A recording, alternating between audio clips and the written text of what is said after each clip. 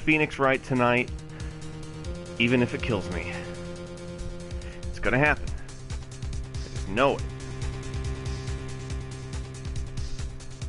Okay. Let me share this on social media so that I can hopefully have a little bit of an audience.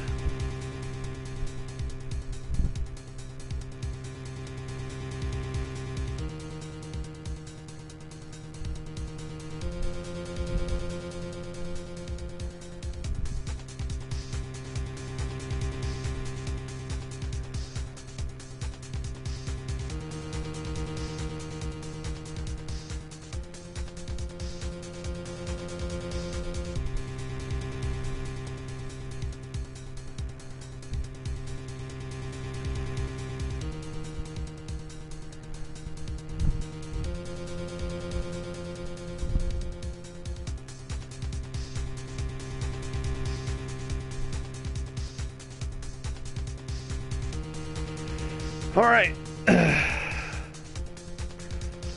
let's get going. What do? How am I supposed to get myself out of this mess? I gotta object. Objection, boyos. One moment, Your Honor.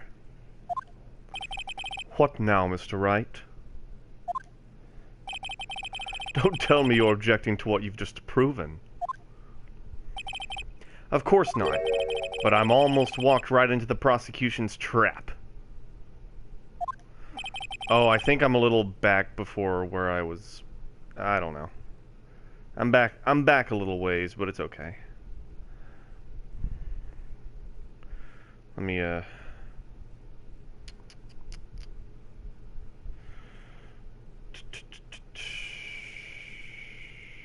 hold on.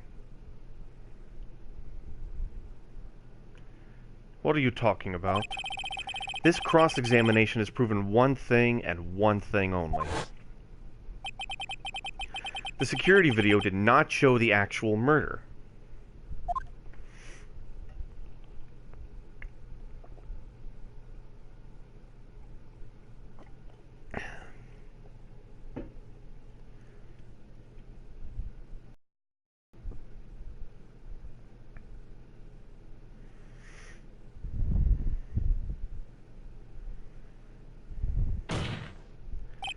However, it cannot be said that it is unrelated to the murder in the parking lot.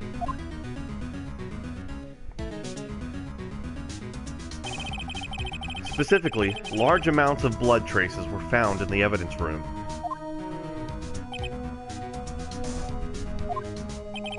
The defense demands further examination into the truth of the matter.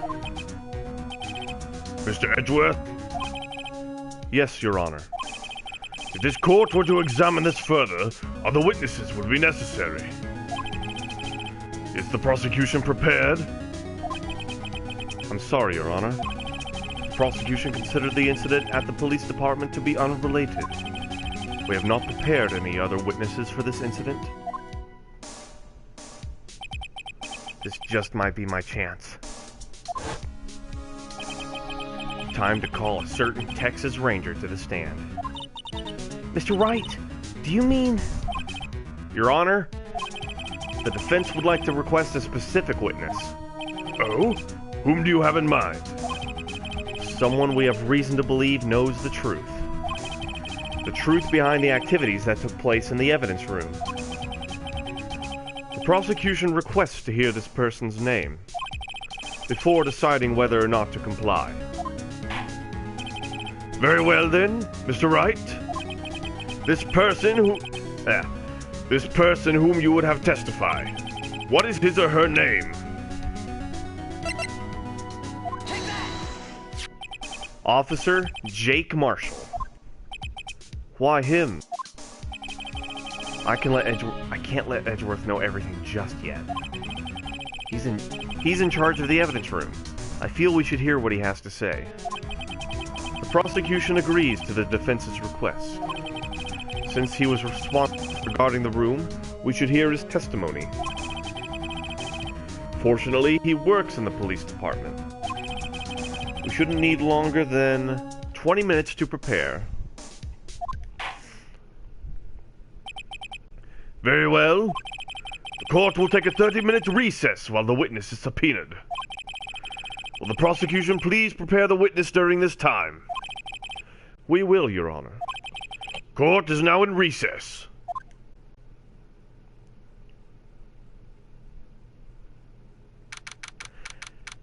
I feel like I forgot to save before I ended the stream last time, so I'm going to have to play through a little bit more.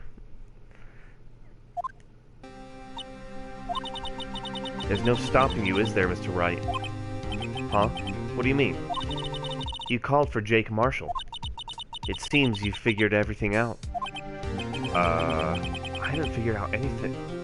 I haven't figured anything out. Lana, you're the one who knows everything. Emma, you always know everything. Why don't you just tell us? Mr. Wright is trying his hardest to protect you. I don't recall ever asking for his protection. How can you be so cold? Don't you trust us? Don't you trust me? Hope I'm not interrupting anything, pals.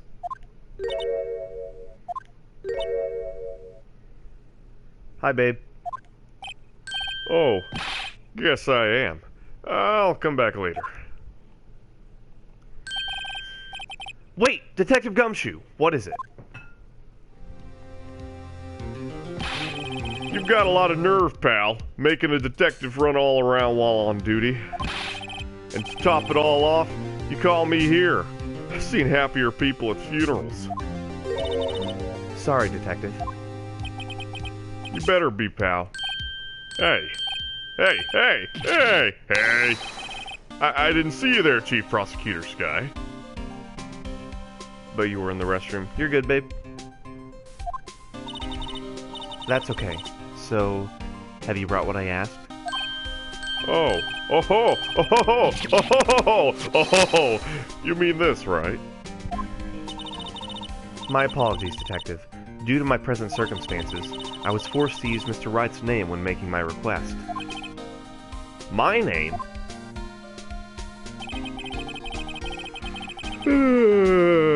Excuse me.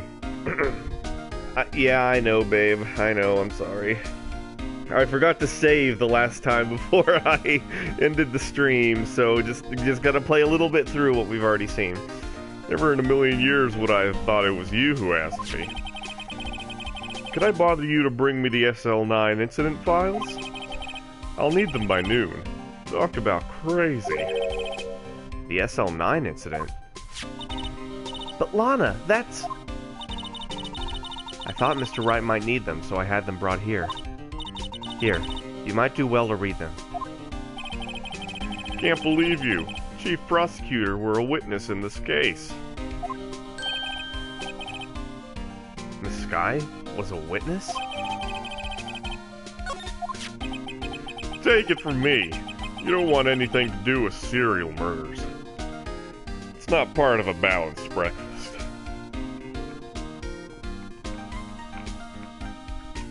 God, I'm parched.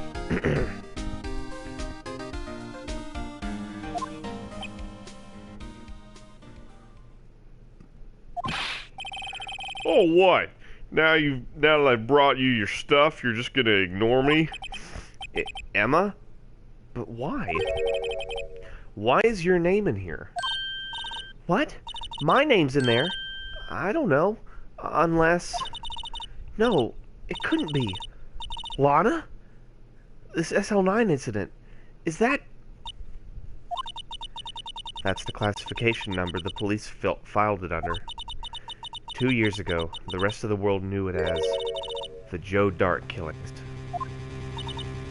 The Joe Dart? No, Lana! That's over with! No! Emma, wait! She ran away. You know what? I just remembered. I gotta be somewhere. Sorry, pal, but I'm out of here. Jake Marshall, Angel Starr, Damon Gant, Miles Edgeworth. Not to mention Lana and Emma. Everyone involved in this case is connected to those killings 2 years ago. This can't be just a coincidence. Knowing you, you just might be able to figure it out. Time to get back to the trial, Mr. Wright. Best of luck. I'd better take a good look at this file.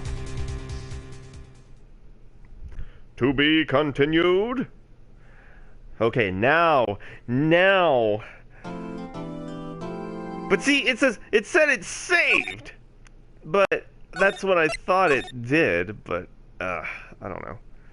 Can't trust anything nowadays.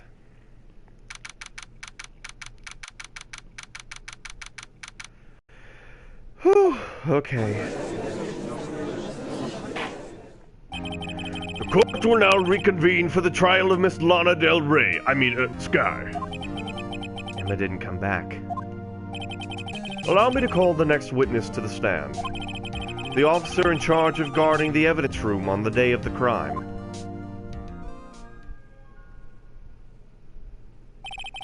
Witness, please state your name and occupation. Me, partner? Oh, I'm just a man, same as you, wandering the trails of civilization.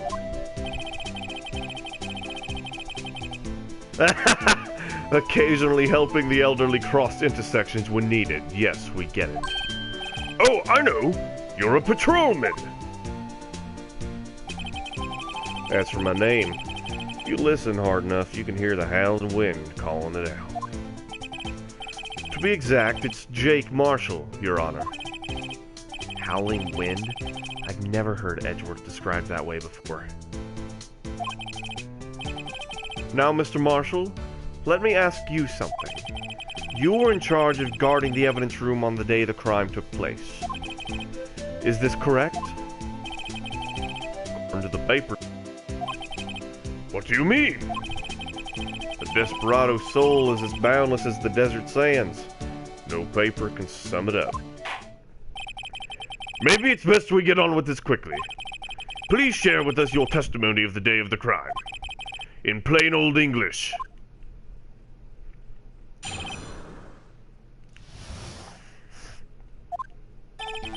My job was to keep a wary eye on that bone orchid. They said I was supposed to make rounds 3 times a day, but that ain't my style. Besides, the room's protected by 2 security systems anyway. If I remember right, I was at a street-side saloon at the time it went down. I'm just an innocent traveling man, so if you're out of ammo, it's time I hit the trail. I can't say I particularly care for your attitude. I can't say I care for your beard, but you don't see me complaining. Ooh, boy, you gonna be charged with contempt in court.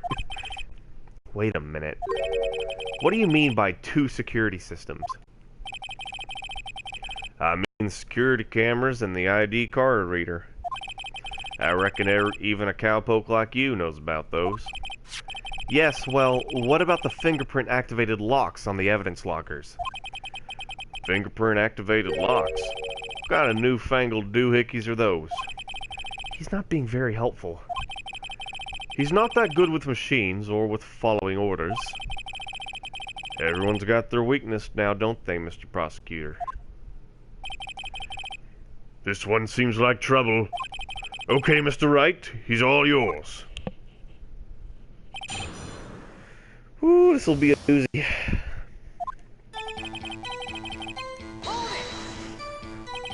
How exactly did you keep an eye on the evidence room?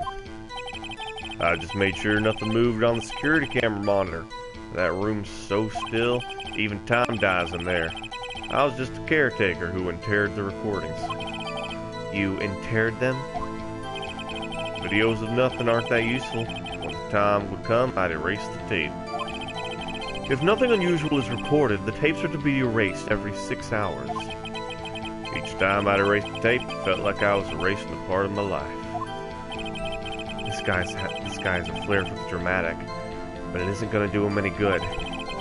So, in actuality, you don't physically enter the evidence room?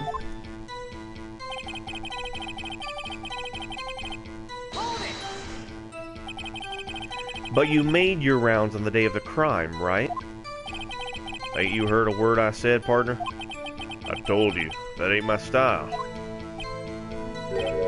I'm afraid I don't understand. No desperado I know lets rules get in his way. No desperados I know join the police. So, Officer Marshall, on the day of the crime? Just I didn't even the evidence room that day. There was a rubber glove stuck in the victim's locker. Do you know anything about that? Sorry, partner. Can't say I do. I haven't been in that crypt in weeks. How does this guy avoid getting fired? Besides, the room's protected by 2 security systems anyway. You used to be... So you've used the evidence room in the past, correct? Of course. Back in the day, my locker was a gold mine of evidence. And yet, you didn't know about the fingerprint locking mechanism? Sorry, partner. I ain't good with machines. Couldn't even tell you how a bike works. That's quite, incredible. The sensors on the locker handles cannot be seen. It's well known that some detectives are unaware of their presence. Now that he mentions it, Detective Gumshoe said something like that too. At any rate, it doesn't seem that this is relevant to the crime. Can you tell us what you were doing when the crime took place? If I remember right, I was in a street-side saloon at the time it went down. What were you doing in a place like that? I was eating spaghetti. Not even Angel's steak lunches can beat the parlor's Vongole Sapia pasta.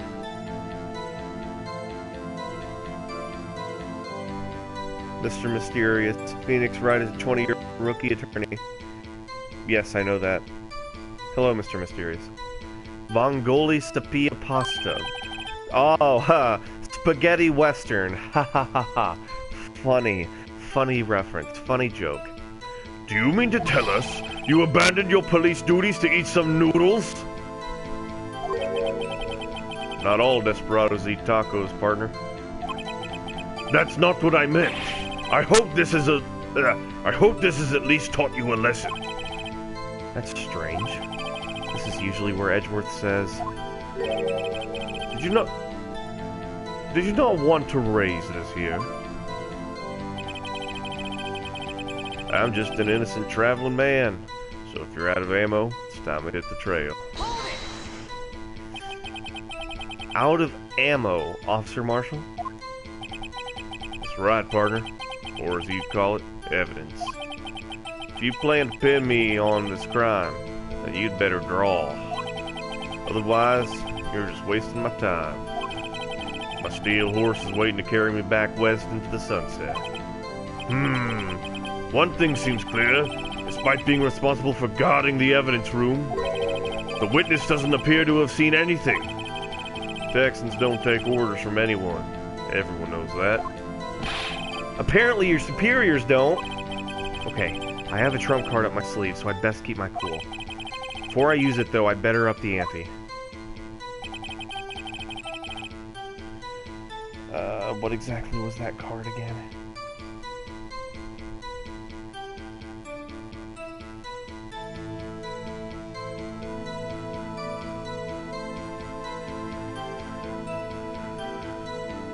On a steel horse I'm riding, a cowboy. Yes. Bon Jovi.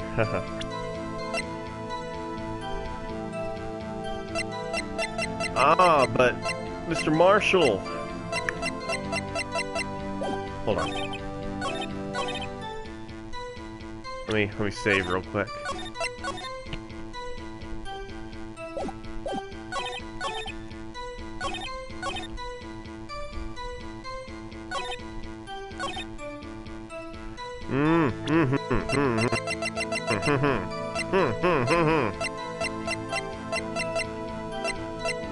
Ah, but Mr. Marshall, we have your prints!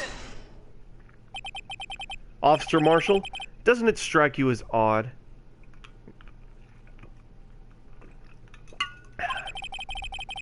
That is, you being called in to testify like this? After all, you weren't in the security room at the time of the crime. And yet you dragged me down here. Explain yourself, partner.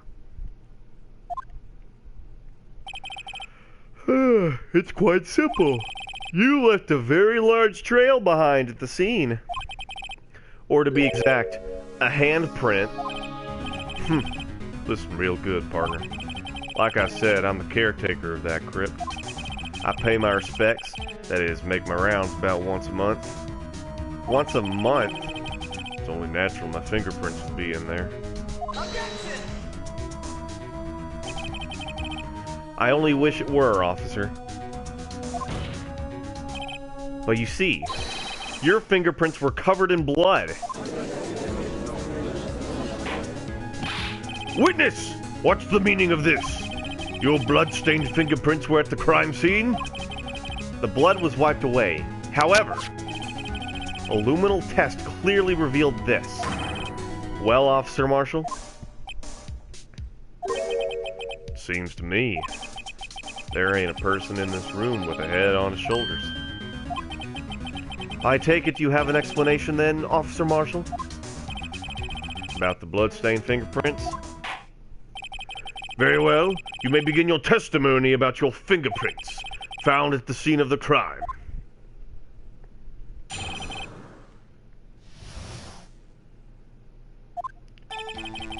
Like I said, it's only natural for my fingerprints to be in the evidence room. Oh, that's cool, babe. How much is it? One of them just happened to be at the same place as the bloodstained handprint. The murderer touched the locker where my fingerprint was by chance. The bloodstain and the fingerprints are completely unrelated. Or didn't you know the murderer was wearing gloves?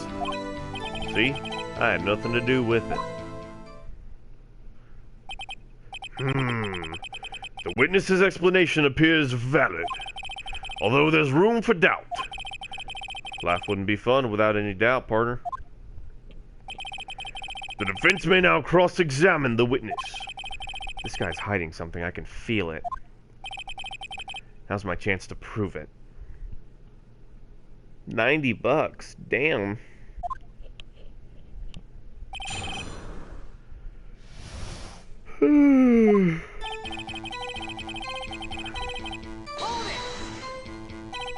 That's because you, how did you put it, pay your respects once a month? Yeah, that's right. That and one more thing. That locker happens to be mine. What? What do you mean?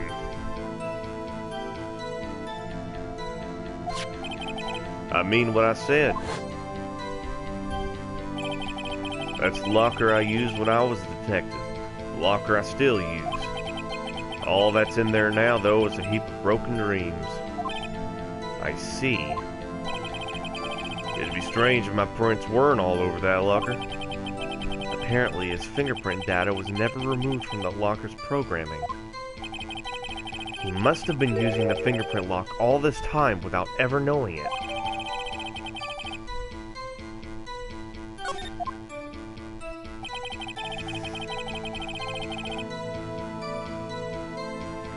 One of them just happened to be at the same place as the bloodstained handprint. So then, what about the bloody handprint? Wasn't mine. It's no mystery. Please explain. My locker's covered with my fingerprints. Just so happened. Where I touched the locker where my fingerprint was by chance. The chances of that happening are 1,000,000 to 1. On the contrary, one could argue just the opposite. The chances of that not happening are 1,000,000 to 1. Get one thing straight, partner. You ain't gonna get no reward from me with a mere fingerprint. You wanna know why? Bloodstain and the fingerprint are completely unrelated.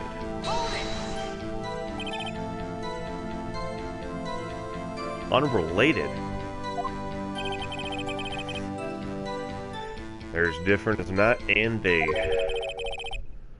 Kinda like cereal and cereal. One's got to do with breakfast, while the other's a type of murder. He's right. Although seemingly alike, they're totally different. I don't see what homonyms have to do with this. Didn't you know the murderer was wearing gloves? How do you know that? I may be a loner, but I still do my job. I keep up on the reports. There was a blood stain at the scene, thought to be left by the murderer. That's right. It was found on Detective Gumshoe's locker. However, no fingerprints were detected on that handprint. Oh yeah, I think we tried that too. So that would mean the murderer wearing gloves happened to place their hand on top of Officer Marshall's fingerprint. It's the only logical conclusion.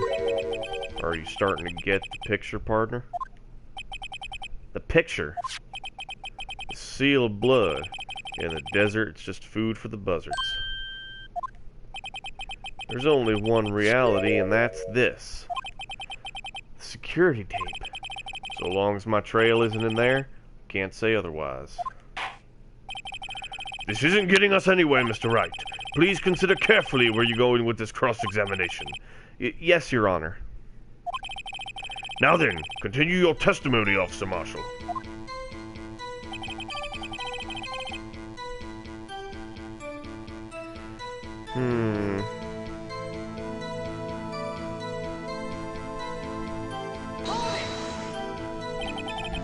What do you mean by that? You want to tie me to this crime, isn't that right, partner? If so, that video is the only direct evidence you have. But that video is next to useless. It's full of blind spots. Blind spots? Places you can't see. The camera's panning back and forth. The floor isn't shown. If someone was familiar with the camera's position, they could leave the room without being caught on tape. Objection! We don't have time for your speculations, Mr. Wright. Well, Mr. Wright, if you can show us evidence in this video that indicates Officer Marshall was present, please do so now. Oh, I have evidence, Your Honor.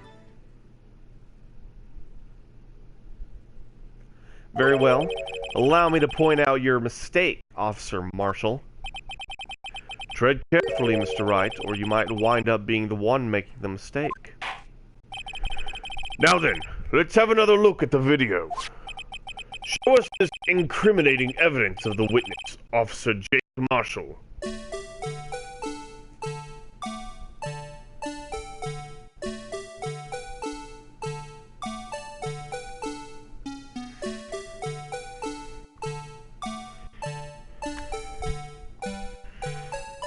What the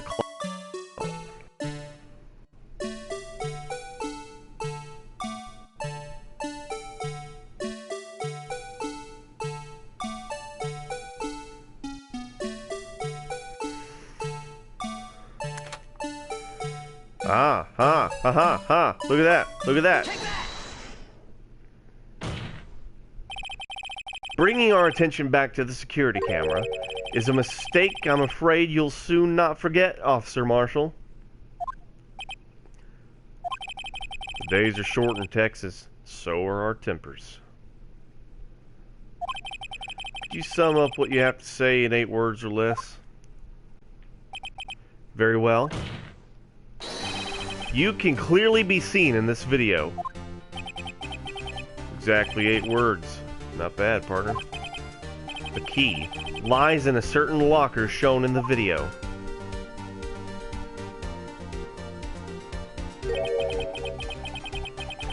That locker with the white cloth sticking out, that was the witness's, I believe. Now then, let's rewind the video a bit.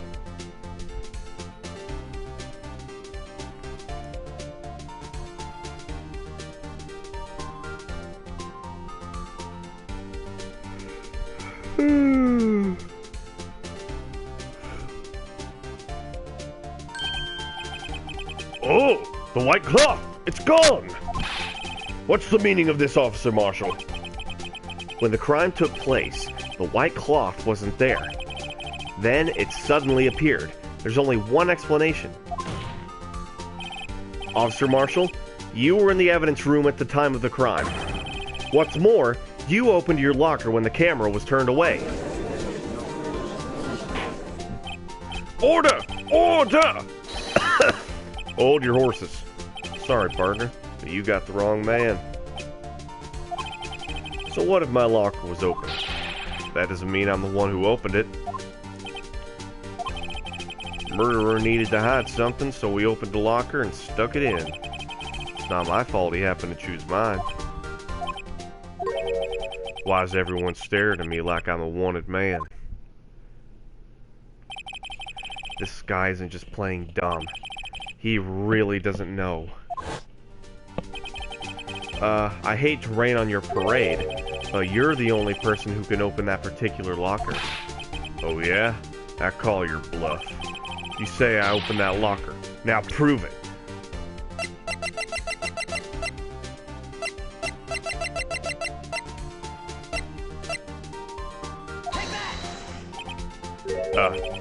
Fingerprint sensor? We talked about this earlier today. The lockers can only be opened by detectives they belong to. What kind of crazy talk is this? Well, Detective Gumshoe did mention something about this. In any case, the locks aren't that obvious. There are even some people in the force that don't know about the fingerprint locks. I can't talk. So, Sheriff, what do you have to say in 8 words or less?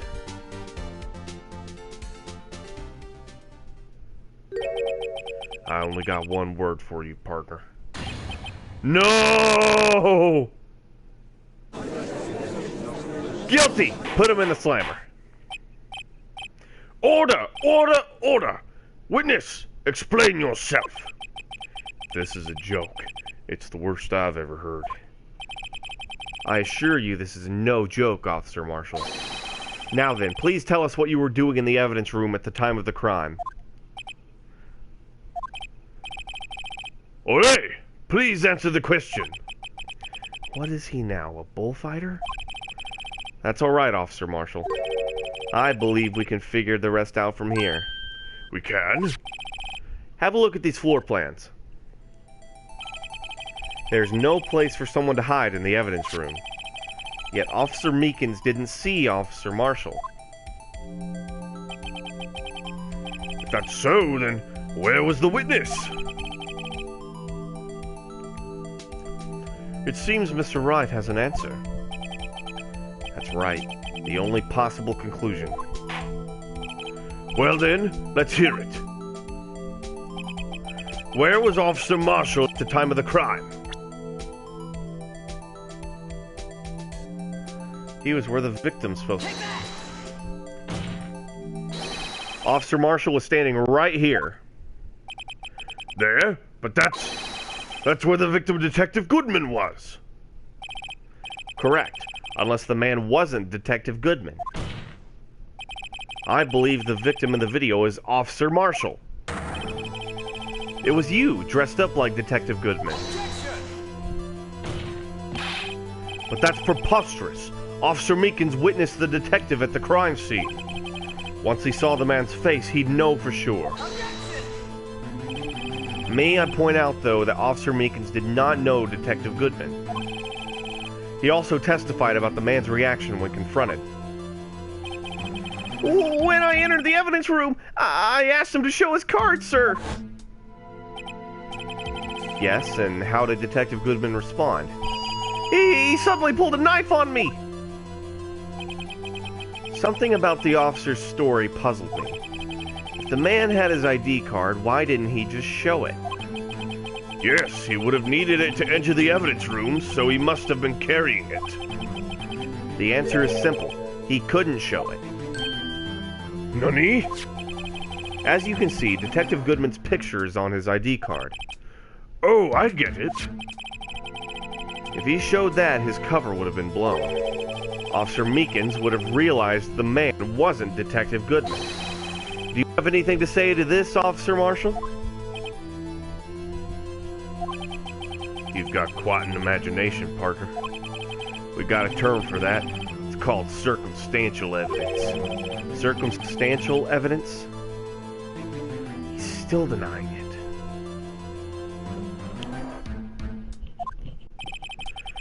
You're gonna have to do better than that to break a detective. Unless you have hard evidence proving I was dressed up as the victim.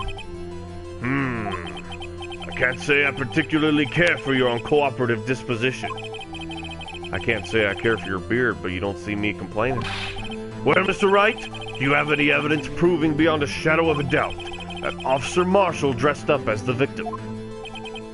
Well, who am I kidding? I don't have anything like that. I can see the fear in your eyes, partner. Seems you're the one who couldn't take the desert heat. This can't be happening. It's so obvious he's the one. What can I do?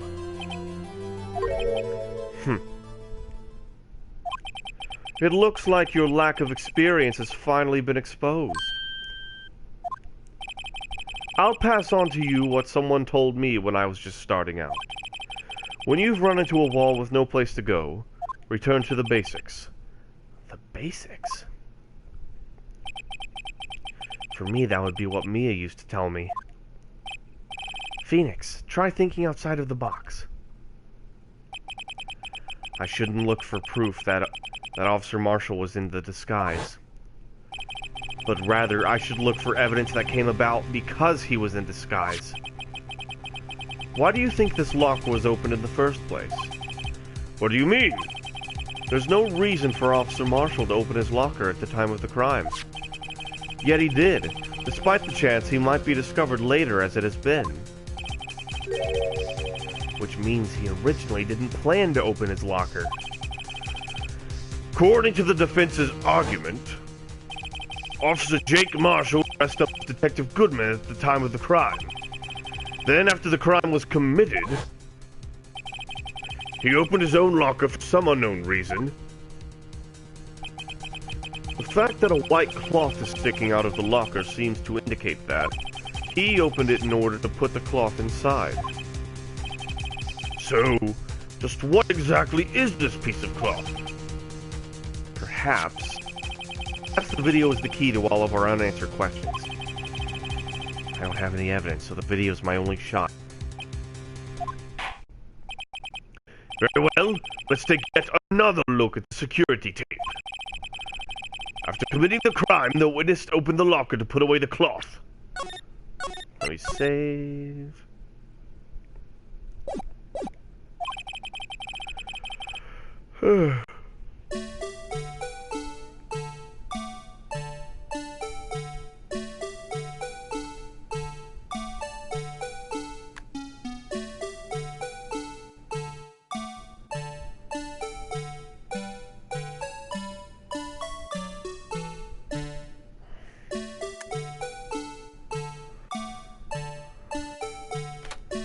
Ah, look at the blood.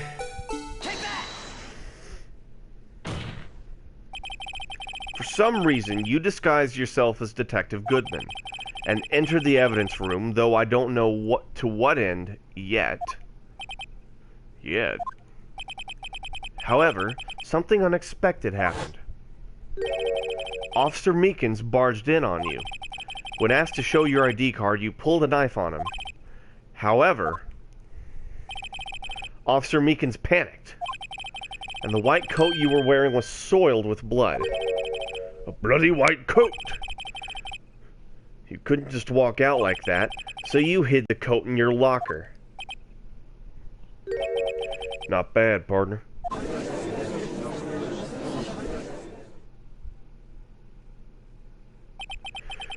Now then, Officer Marshall. Are you ready to tell us the truth? Looks like I underestimated y'all. I hope you're happy now, Mr. Edgeworth. 2 years ago, if you were only half as persistent then as you are today, we all wouldn't have to be here now, would we? Officer Marshall, tell the court what you did. All of it. Alright. Seems the time has come.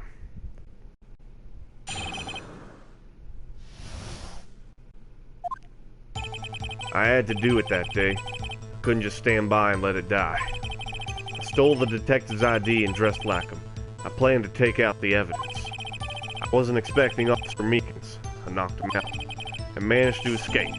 I knew which areas wouldn't be caught on camera.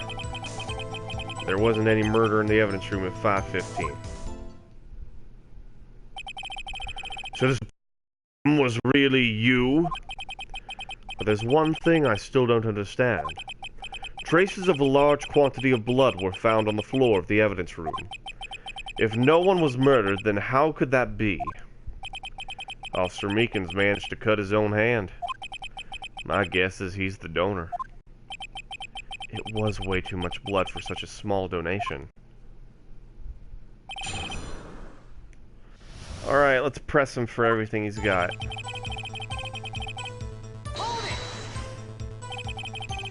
When you say it, you mean SL9? Do you even have to ask, partner? The SL9 incident. 2 years have passed since the case was closed. It was going to completely end with the transferal that day. Not if I have anything to do with it. That incident's not over. But what did you hope to accomplish by sneaking into the evidence room? When a case is closed, only that case's lead detective can look through the evidence. I wanted to have a look at it myself one more time. No matter what the cost. I don't care what anyone says, partner. That case is mine. But Officer Marshall wasn't in charge of that investigation. Why does he care so much about it? That day was my last chance. That's why. I stole the detective's ID and dressed like him. I planned to take out the evidence.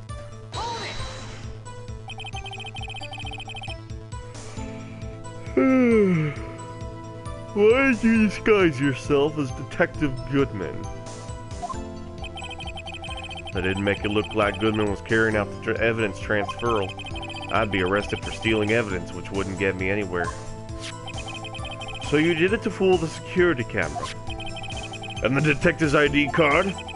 Stole that the morning of the incident. So that really was why Goodman started filling out that lost item report. I returned his ID card. I left it on the floor in the prosecutor's office parking lot. The ID card I found was left by Officer Marshall. So, essentially, you managed to succeed despite your lack of foresight. What do you mean, partner? I mean the fingerprint-activated lock, of course.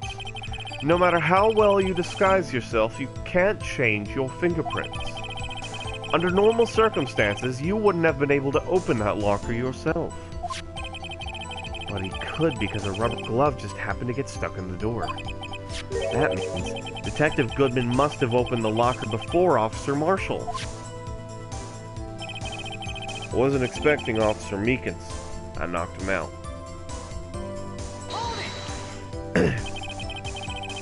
You pulled a knife on Officer Meekins and tried to drive him off? Let's just say I was a little surprised. I only planned on being in the evidence room for no more than 5 minutes. I didn't think anyone would actually come in during that short time. Officer Meekins certainly is a one-in-a-million type of person. Mistaking a detective for an intruder and demanding to be shown his ID. I'll have to think a little more about his raise this year. When did Edgeworth get so much influence? Anyway, he threw himself at me and I ended up cutting him slightly. Sorry it had to turn out that way. Me knocking him out and everything. By the way, what happened to your knife? Oh, you mean this one? I don't know what to say. So you knocked Officer Meekins out, and managed to escape. I knew which areas wouldn't be caught on camera.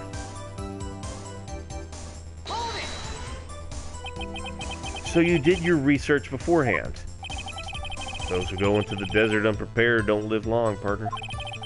I didn't think it would make a difference, though. security tape is erased every 6 hours. If I had gone as planned, no footage would have been left. However, excuse me, you blooded your coat in your struggle with Officer Meekins. If someone was in the security room when I came out, the jig would have been up. I opened my locker and stashed it in there. What was Officer Meekins doing during that time? What else? He was sleeping like a baby.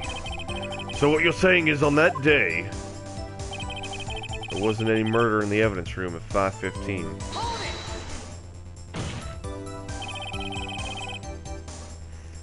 But the blood found at the scene certainly indicates a crime took place. What are you, blind?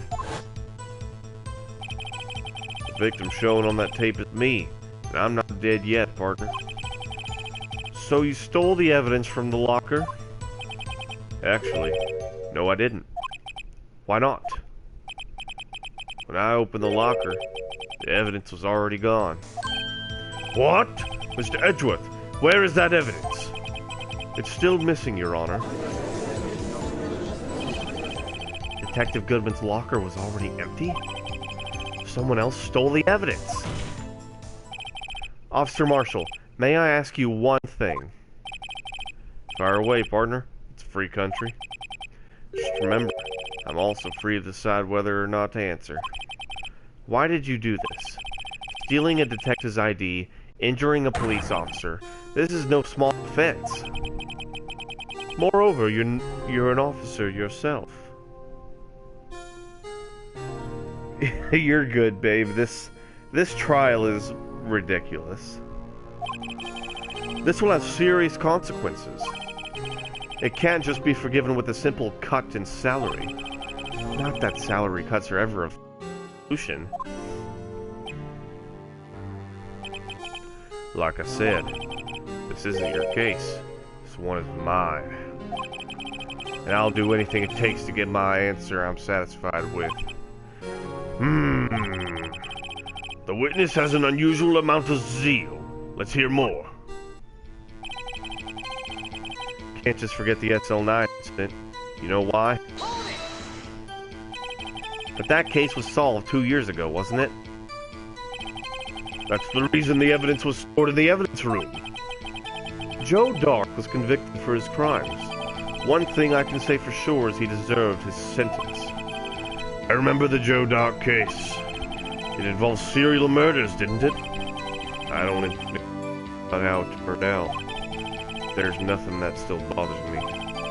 Or there's something that still bothers me. Something went down at that trial. Something no one will talk about. What happened? I don't know. That's what I'm trying to find out. Why is he still concerned with that incident? Maybe I should present him with what I think his real reason is. I have a feeling we'd wind up sooner or later. Everyone involved here is related in some way to this case. I better take another look at the files.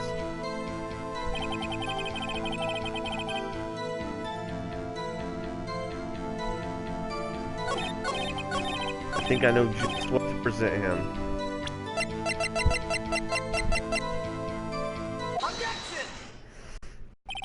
Officer Marshall, I think I understand.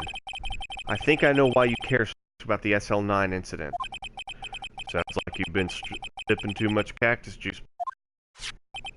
I have the SL9 incident file here. The name mentioned in here. Victims. Neil Marshall. Are you related to this man? Neil Marshall? Yeah. Heard the name? 2 years ago.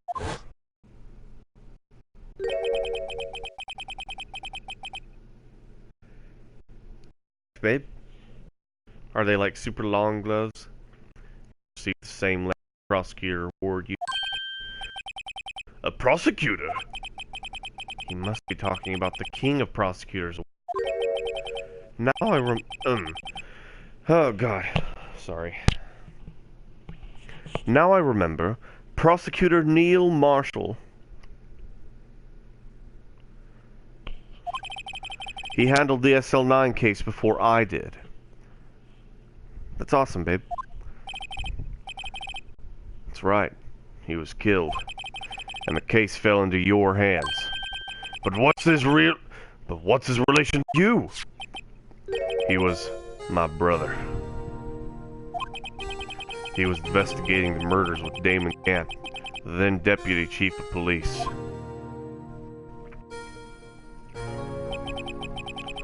The group of detectives I was part of worked under them. We were desperate to prosecute the killer. Joe Dark. My brother fought Dark and was killed. That was the first time Dark left behind any evidence. That was all we needed. He was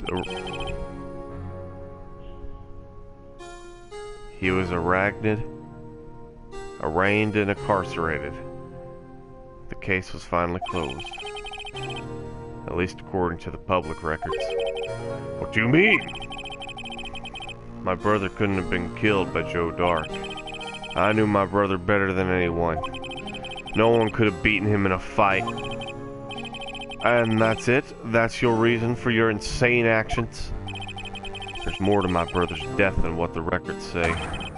No matter how much you try to hide it, you can't fool me. Well, at least one thing's for certain. Now we know what happened at the police department on the day of the crime. That was the last day the SL9 case could be reopened. Not satisfied with its resolution, Officer Marshall planned to steal the evidence. Disguising himself as Detective Goodman, he entered the detective room. Officer Meekins confronted him, so he rendered him unconscious and fled. Yes, this mystery has finally been cleared up. No murder took place at the police department that day. The things that happen by chance never cease to amaze. At exactly the same time as the murder at the prosecutor's office, this fake murder was going on at the police department. What? Chance? It's gotta be more than just that.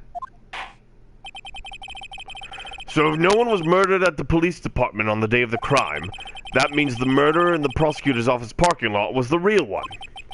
Which in turn means only one person could have committed the crime. Chief Prosecutor Lana Skye.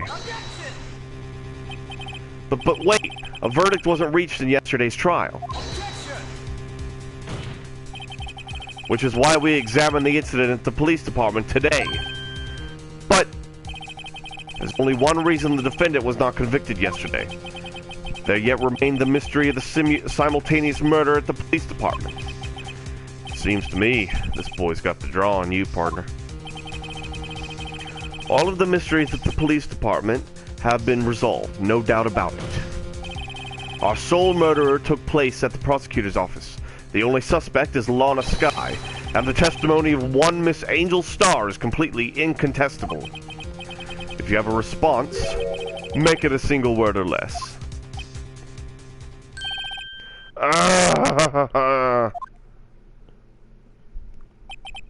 I rest my case. It seems this trial has reached its conclusion. There's no room for doubt. Well done, Mr. Wright. Thanks to you, I didn't need to waste my time disproving the alleged murder at the police department. There's no doubt what I proved today is true. The apparent murder on the security camera's tape really was fake. But I didn't realize that would end up proving Lana guilty. Sorry, babe.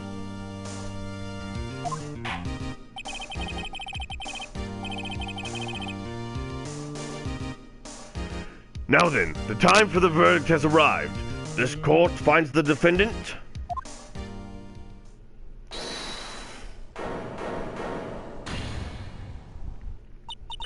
Your Honor! Wait! Emma! The defense has an objection. A scientific objection. Right? What do you mean, right? Are you this girl's guardian? Your Honor? Oh, in a sense. Your Honor, all I'm asking is for a minute of your time. Please hear me out. Mr. Edgeworth, please? I don't want to leave any loose ends. You want a minute? I'll give you 3. I was kind of in shock. In finding out the SL9 incident referred to the Joe Dart killings. Now that she mentions it, the names of both Sky Sisters were in that file. But that's when I figured it out. I mean, what Officer Marshall was trying to do that day. So I knew his fingerprints had nothing to do with the crime. That left only one thing. The other handprint. You mean the traces of blood found on Detective Gumshoe's locker? But no fingerprints were found on it, right? No, but I figured if I examined it scientifically, I'd be sure to find a clue. So, I ran over there and looked at it again. So, did you find something? No. Huh? Sorry. I guess I'm not much of a investigator after all.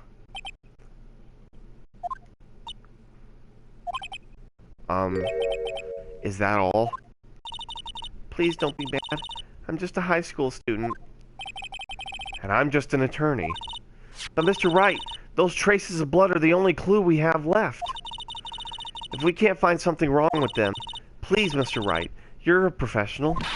If anyone can save Lana, it's you. Me? Boy. Ooh, boy. Time's up. Now then, Mr. Wright, with regard to the incident at the police department, does any reasonable doubt remain? It appears the defense is troubled by the other blood mark. Looking at the floor plans, a handprint was discovered around here. Is there a problem with this? Mr. Wright, I'm sorry I can't be of more use. But still, if you can't find anything wrong with that blood mark, Lana will be... Please answer my question, Mr. Wright. We don't have all day. Yes, Your Honor. If ever I needed to concentrate, it's now. What could be wrong with that handprint on Detective Gumshoe's locker? Could there be something I'm missing? Objection! This handprint left at the crime scene clearly shows a contradiction.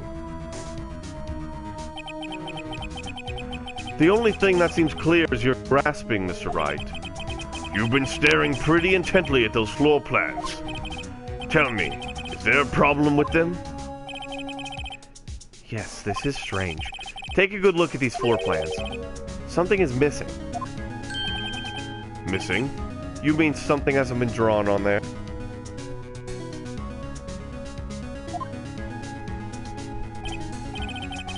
Yes, something that, when drawn, will completely change the meaning of the blood mark.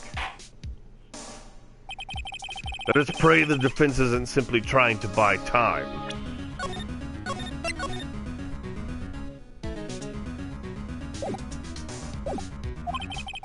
Very well, Mr. Wright. With all this evidence here, there's gotta be something I can use. The question is, which item can prove something is missing on the floor plans? Well, it's the Blue Badger.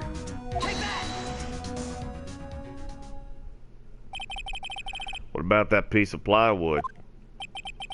The Blue Badger, mascot of the police force. Defender of truth, guardian of proof. Explain yourself, Mr. Wright. Please look at the floor plans of the crime scene. The Blue Badger is not here. So? So watch what happens when we put him in. This is where he was dancing at the time of the crime. Well? Well, what? That's right. So long as the Blue Badger is dancing here, it would be impossible to place a handprint at this spot on the locker. What?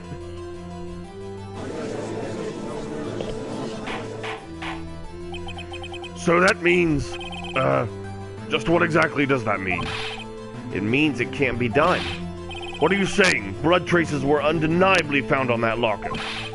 Don't look at me. I didn't put it there. Mr. Wright, think it through scientifically. Emma, on that afternoon, Officer Meekins was the one who brought the Blue Badger to the evidence room, right? After he put it down, it would be impossible to leave a handprint on that locker. So that must mean this blood mark was left there before the Blue Badger was brought... Was left there before the Blue Badger was brought in? Just one moment. I will not allow such far-fetched balderdash in my courtroom. It may sound far-fetched, Your Honor, but it's the only possible explanation. On February 21st, in the police department's evidence room, blood was spilled not once, but twice. But how? One time was captured on this tape, taken by the security camera. Officer Meekins cut his hand from which a trivial amount of blood fell. The problem is, the other time,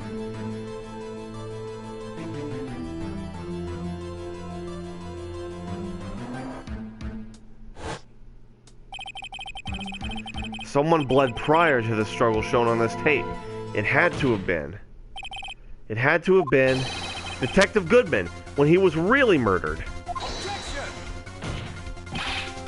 That's ridiculous. I refuse to accept your absurd claim.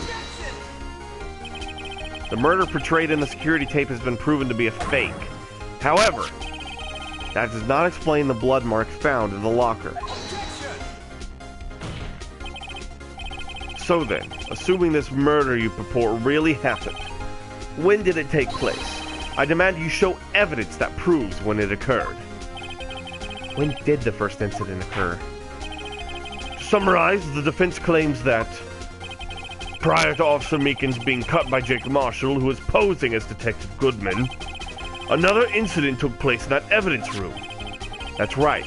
The blood mark on the locker proves this. Very well, then tell us. When did this first incident occur, as Mr. Edgeworth said? Proof must be presented. Proof that shows when the murder took place. There's only one piece of evidence that can show that.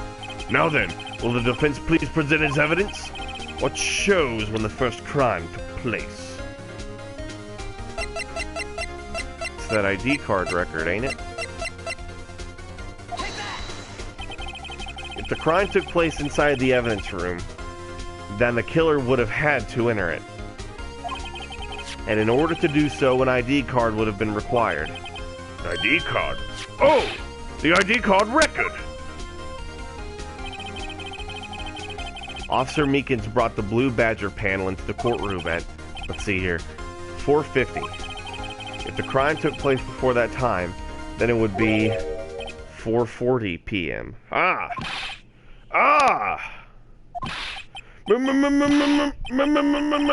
Miles Edgeworth! Just what have you done? I never would have figured you had the nerve, boy. Drop the act, witness. It doesn't take a lot of thought to figure out it couldn't have been me. Nope, I ain't getting it. Afraid I don't understand either.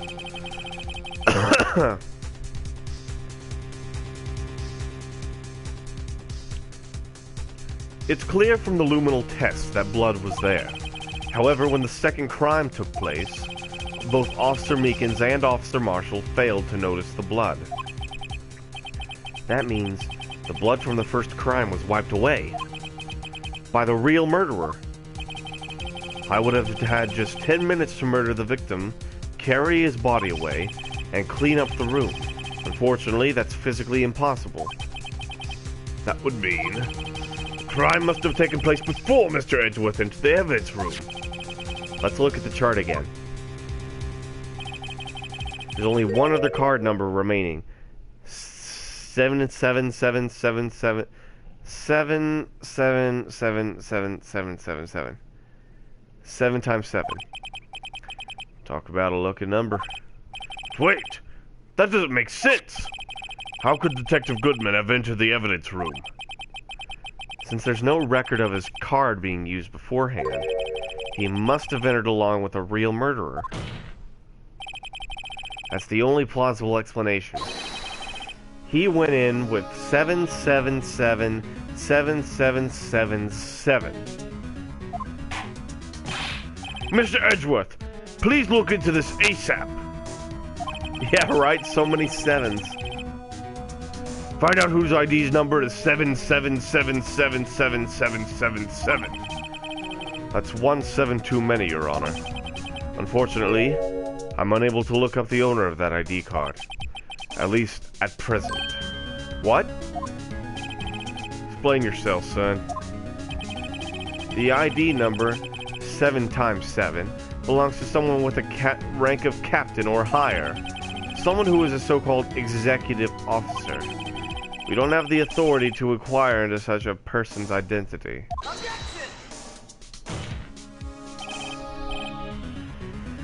But that's ridiculous.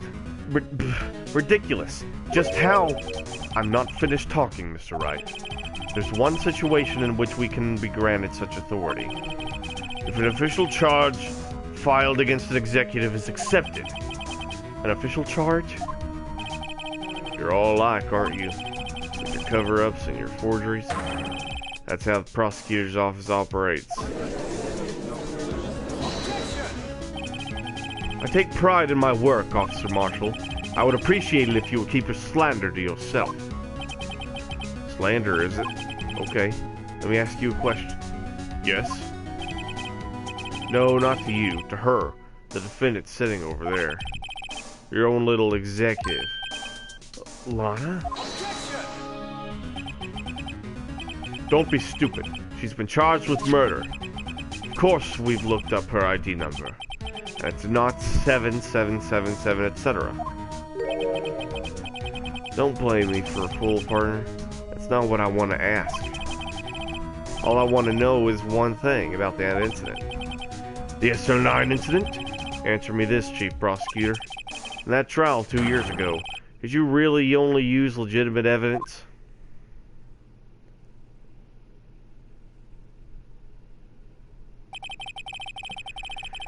Do you need the witness to repeat his question, Chief Prosecutor? I heard him fine, Mr. Edgeworth. 2 years ago, I was in charge of the prosecution for this trial. At the time, we felt the powerlessness of the law. At least, I did. Lana!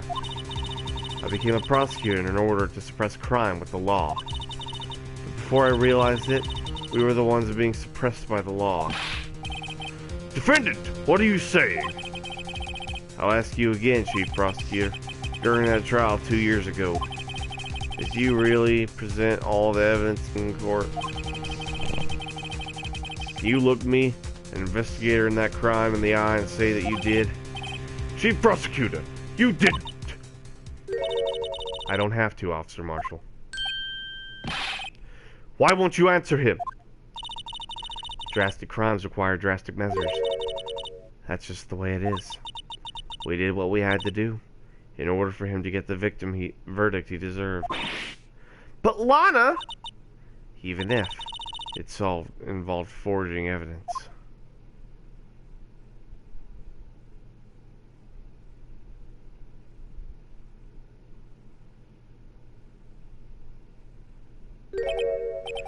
See? That's what I'm talking about. No. No! Order! Order! Order! Order! Lana's remarks caused such a stir. The chaos in the courtroom could not be quelled. The conclusion of the trial would have to wait until the following day.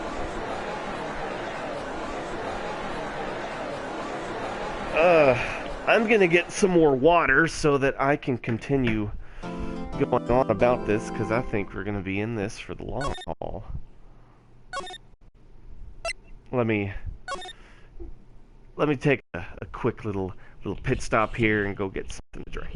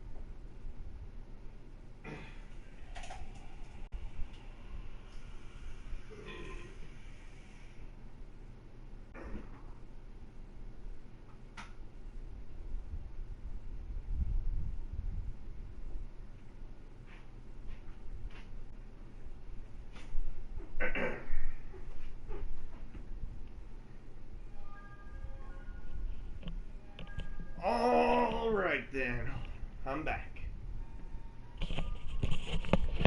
Okay, I'm back. Let's keep going.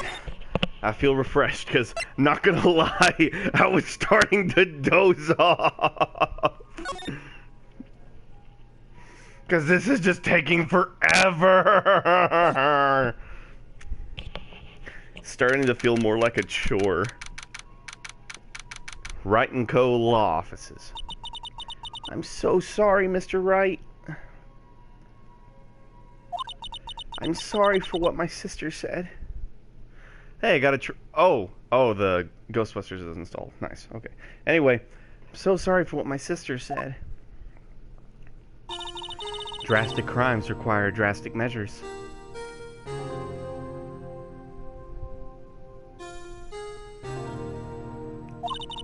That's just the way it is. We did what we had to, in order for him to get the verdict he deserved.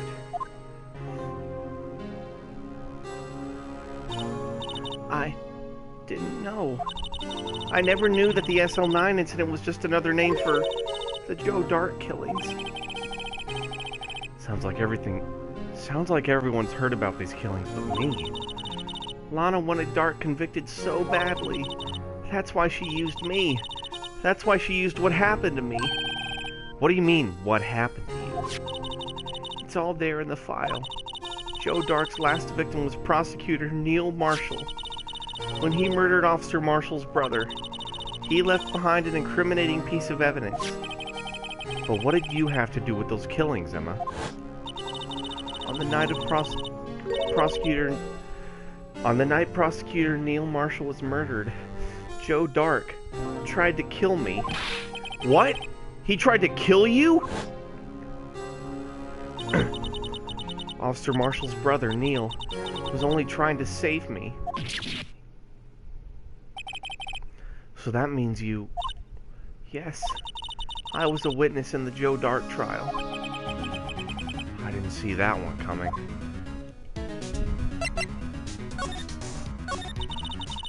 It happened 2 years ago. It was right about this time of year, too.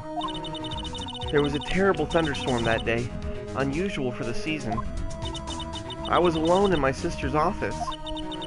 We were planning to eat dinner together once she finished her work. Then suddenly, this terrifying man came bursting into the office. Joe Dark. It seemed like he was running from someone. He pulled out a knife and screamed at me. I didn't know what was going on. Just then, Prosecutor Marshall showed up. Jake Marshall's brother. Joe Dart tried to take me hostage. But before he could, Mr. Marshall had tackled him. Then, what happened? I'll never forget it. Lightning struck, and the lights went out. Suddenly, a bolt of lightning flashed outside the window, lighting up the office for an instant. What I saw then burned a permanent picture in my mind. I can still see it now. Permanent picture. I don't remember the moment when Dart stabbed Mr. Marshall. So you weren't able to testify about that? No, I was only asked about when I was attacked. That must be why Lana... Why she made up the crime. Made it up? You mean provided bogus evidence? The prosecutor's office wanted that guilty verdict so badly. Lana forged the evidence, and Mr. Edgeworth used it. Edgeworth? Yes, but I'm sure he didn't know anything about it. He couldn't have known he was giving false evidence. Even so, that's when it all started. The rumors about Mr. Edgeworth, I mean. It's all my fault. If I could have just testified properly, none of this would have happened. So it's true. Even though he may not have known it, Edgeworth really was involved in falsifying evidence. After that case ended, Lana was never the same. She became cold like she is today. She must not have been able to face up to what she did, especially not to Emma. What did you see in the instant that crime occurred?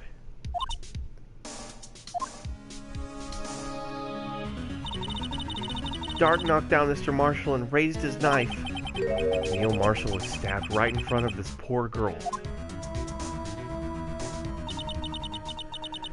I don't remember what happened after that.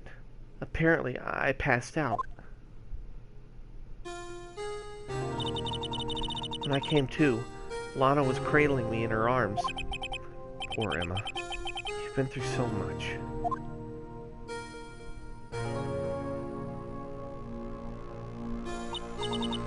I couldn't bring myself to testify about that incident. I tried, but the words just wouldn't come out. I drew a picture, but it wasn't any good. 2 years ago. You must have been 14. That's understandable.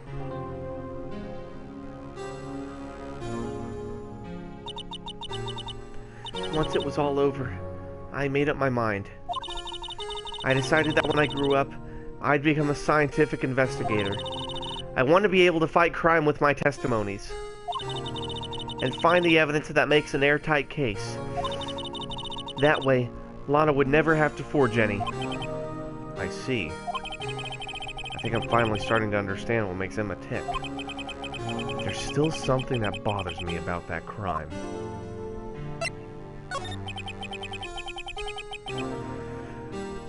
There's something that puzzles me, Emma. What is it? You said you were in Lana's office at that time, right? That's right. Why then would a serial killer come running in there? Not only that, but he was being chased by a prosecutor. Oh, there's no mystery there. Joe Dark had been taken in for questioning that day. Taken in for questioning? You mean by the police? Of course. This happened at the police department. He tried to run away halfway through the interview and fled into my sister's office. But why did he run all the way over to your sister's office? Because the detective offices and the questioning room were right across from the elevator. Across from the elevator? But Lana was the chief prosecutor, wasn't she?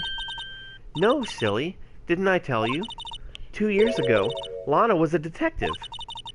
She was the best in the entire force. What? That's news to me. After the Joe Dark case, she was transferred to the prosecutor's office and made chief prosecutor. Lana used to be a detective? I'd better have another talk with her. Why don't we go talk with Miss Lana Del...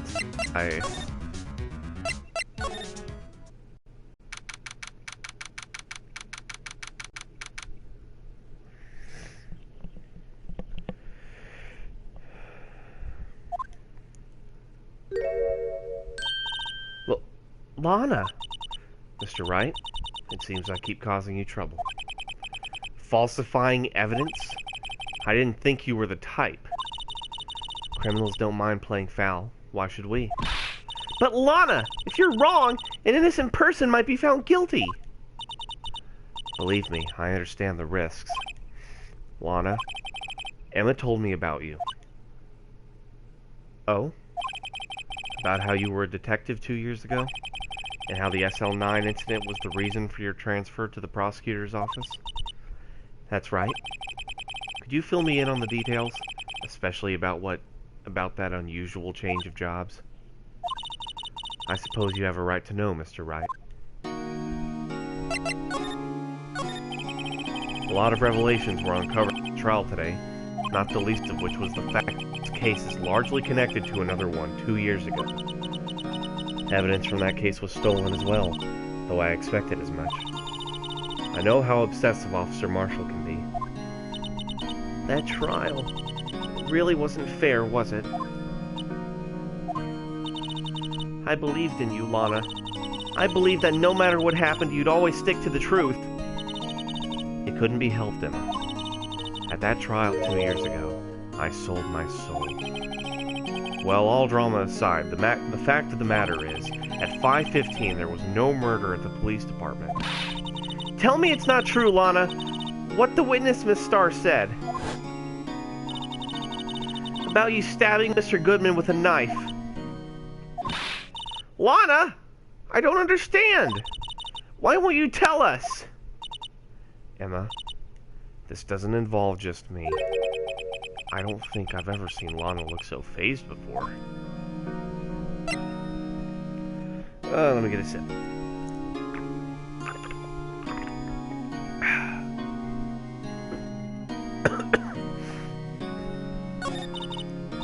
It's true.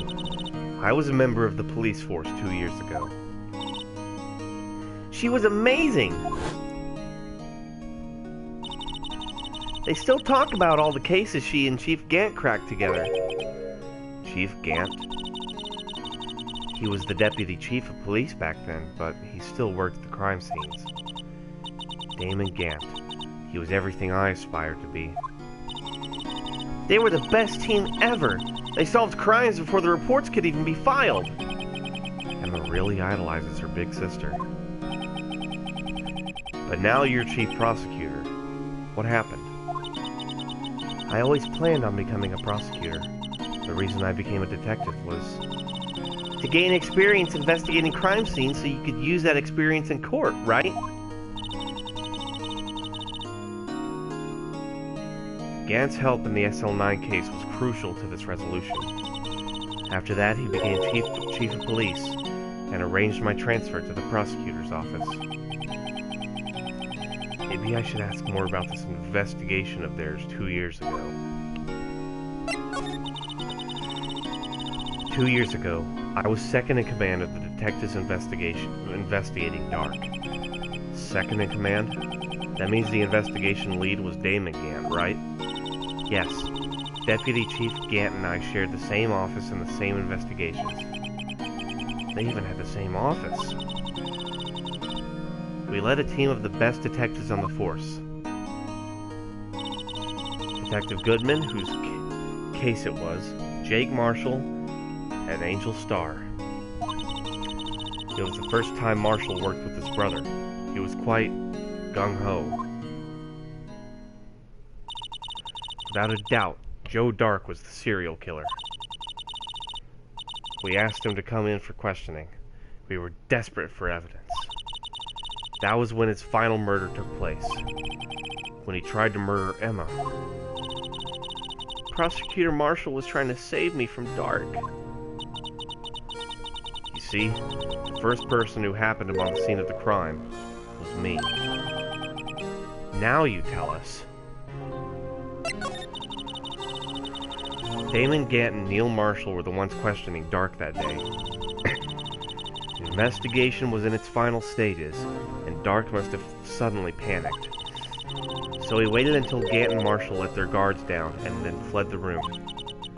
From there, he ran straight to the office shared by Deputy Chief Gant and myself.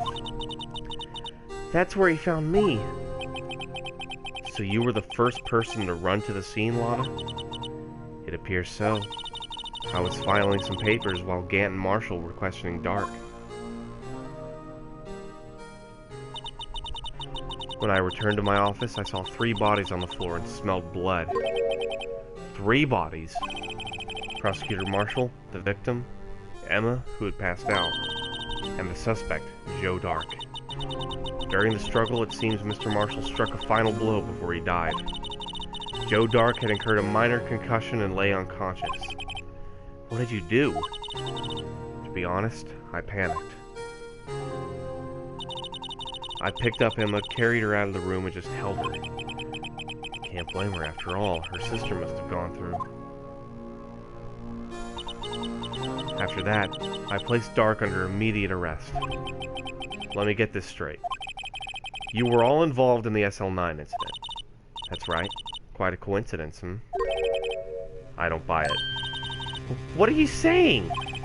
There's no way everyone involved in this trial was also involved in that incident. Just by chance. But that case was solved 2 years ago! At least one person went to the extremes because they didn't believe it was truly solved. Officer Marshall. Yes, his actions came as a surprise to me as well. Ever since his brother died, he's changed completely. I guess he wasn't convinced with the ruling against Joe Dark. Life doesn't end with the closing of a case. Everyone has to live the rest of their lives with their memories. That case just might not be over yet. Emma was assaulted by Dark at the police department, right? Yes. In the office that Damon Gant and I shared. The office that Mr. Gant now occupies by himself. The chief's office. Maybe we should have a look at the chief's office, the site of the final SL9 murder.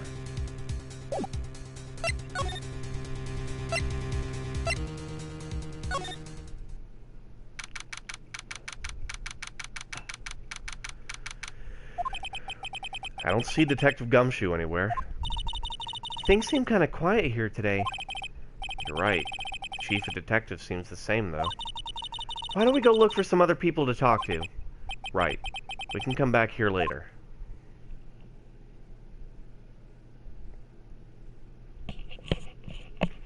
Okay. You still with me, babe?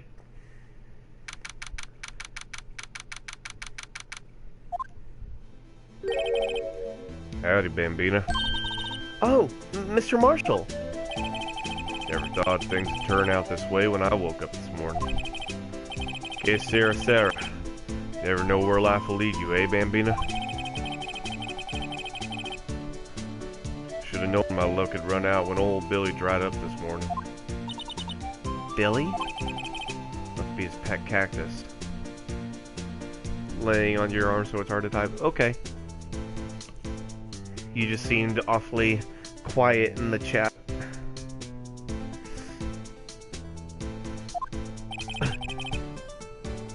Say, where are you headed?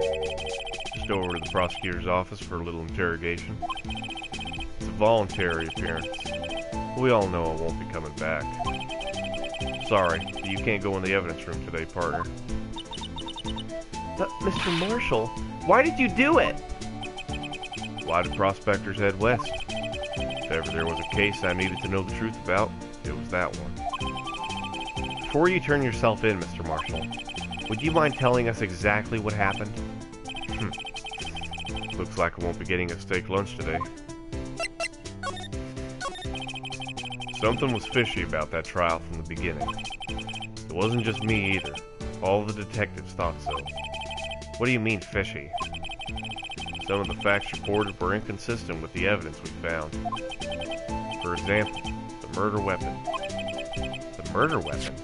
You mean the switchblade knife with the broken tip? That was Joe Dark's, alright. But, in the initial autopsy report, a question was raised. A question? The blade of the knife was not a perfect match with the wound the victim sustained. What does that mean? It means there's a good chance the knife was not the murder weapon. However, in the report that was finally submitted, that possibility had been erased. Could the facts have been concealed? Evidence? That case left behind scars on all of us. The scars that the SL9 incident left behind.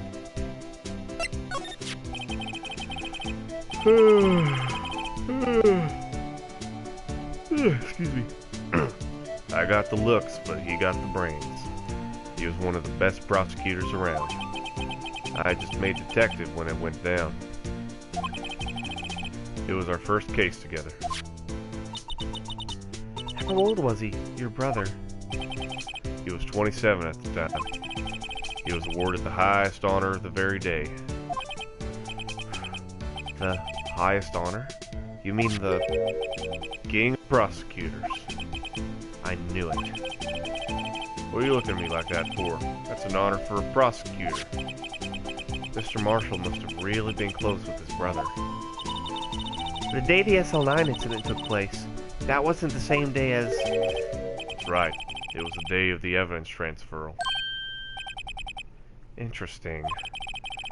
It was drizzling that morning, and by nightfall there was thunder. Can't believe 2 years have gone by already. I tried to steal the evidence so the case wouldn't die. Apparently, someone tried to stop you. Detective Goodman was murdered, and the evidence locker was empty. There was something going on behind the scenes in that case. We all knew that later. Every detective involved in that investigation, save one, was taken care of. The star was fired and now is demoted and boxed away in a tiny room. What about Detective Goodman? They did something to him too. Commissioners will get suspicious. No, they were careful not to be too obvious. They? Who are you talking about? Don't get upset, Bambina. I mean Damon Gant from Lana Sky.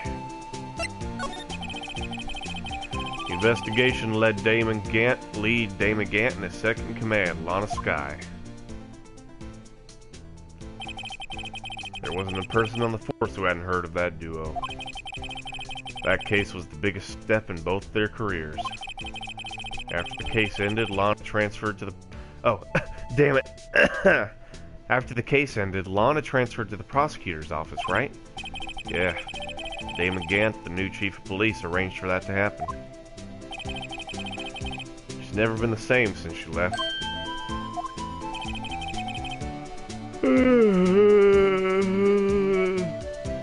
Everyone that knew her said so. Chief Prosecutor Sky was totally different when she was a detective. Now that she mentions it, Emma said something like that too. Tell me, what happened to my sister? Sorry, Bambina, but her secret is too well guarded. Never found out. Lana's secret. It all started 2 years ago. So there you have it. That's my story. Did you enjoy it, partner? It was certainly enlightening. There's one thing for sure I found out in court today. That boy Edgeworth isn't my enemy. He was the one who used falsified evidence to get a guilty verdict. Someone else was the one who gave him that evidence and planned everything.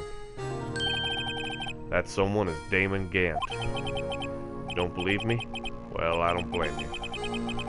Won't even be a patrolman after today.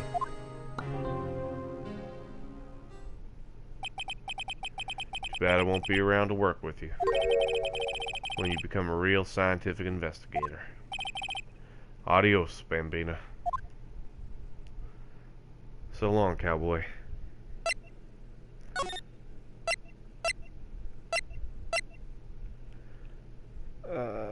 Where to next?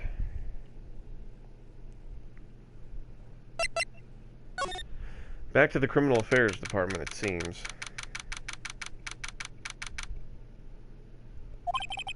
This place is always pretty empty, but today, it's deserted. That must mean everyone's busy solving crimes. Oh, if you're looking for the others, they're all in the conference room. Thanks. Wow, he actually talked to us.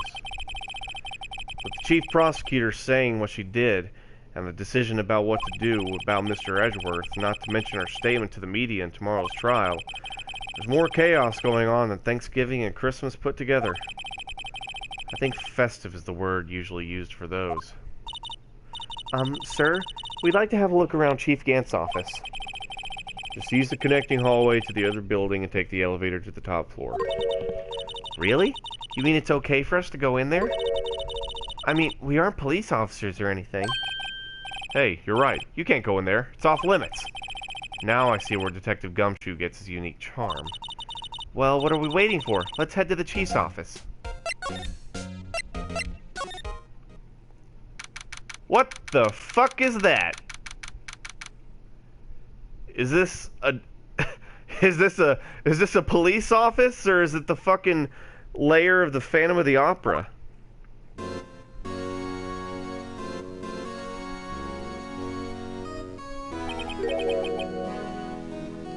Whoa, where am I?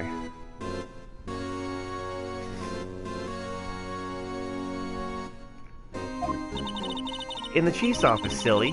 At least that's what it said on the door. Check out that pipe organ. That's real, isn't it? Hey, I used to take organ lessons in kindergarten. They used to call me Little Miss Bach. I thought I was a genius until they tried teaching me notes.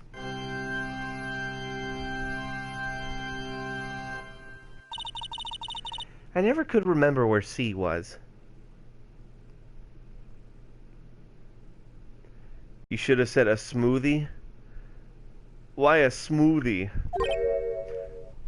Hmm? It's you two! Chief Cant. He put that paper he was reading in his desk. So, Righto, have you been swimming lately? No, I haven't. I've been kind of busy lately. I can appreciate that. I've had my hands full, too, with Mr. Marshall's misconduct. And Lana's provocative statement. Provocative statement? Oh, you mean about the forged evidence. Oh, what you got there? A smoothie. 2 years have passed since that incident. My, how time flies. See that big picture on the wall over there?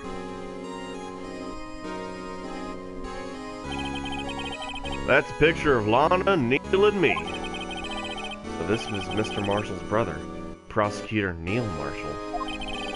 We took it to commemorate our work together. Something's not right with this picture. I can't quite seem to put my finger on it, though.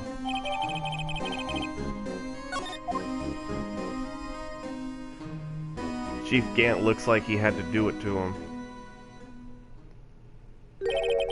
Anyway, I'd like to reminisce all day, but there are matters that need my attention. Gonna lock up here, so let's go out together. Oh, but this office, it was a crime scene 2 years ago, wasn't it? That case has long since been over. There's no need to investigate it anymore. All the same, we'd still like to have a look around. Perhaps you didn't hear me. I said there's no need to investigate it anymore. Now hurry up and get out. I have a meeting to attend. Guess we're gonna have to break in. Looks like we aren't welcome. Seems that case isn't over with yet after all. What do you mean? Chief Cant denied our request to search the crime scene. That means there must be a reason he doesn't want us looking around in there. You mean like a clue? There's gotta be a way we can get inside the chief's office. But how?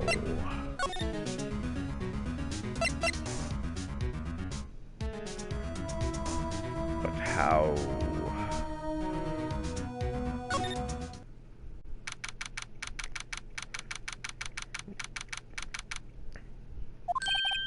Hey, pal.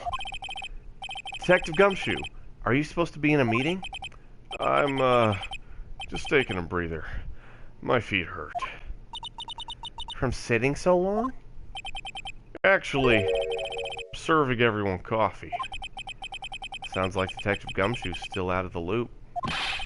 Say, have either of you seen Mr. Edgeworth? Edgeworth? No. Why do you ask? He's under fire from both the police department and the prosecutor's office. It's almost like the battle's between you two in court. That sounds serious. Is it because of what my sister said? That's basically what it all boils down to. That falsified evidence 2 years ago. Now Mr. Edgeworth has the whole world after his blood. Yikes.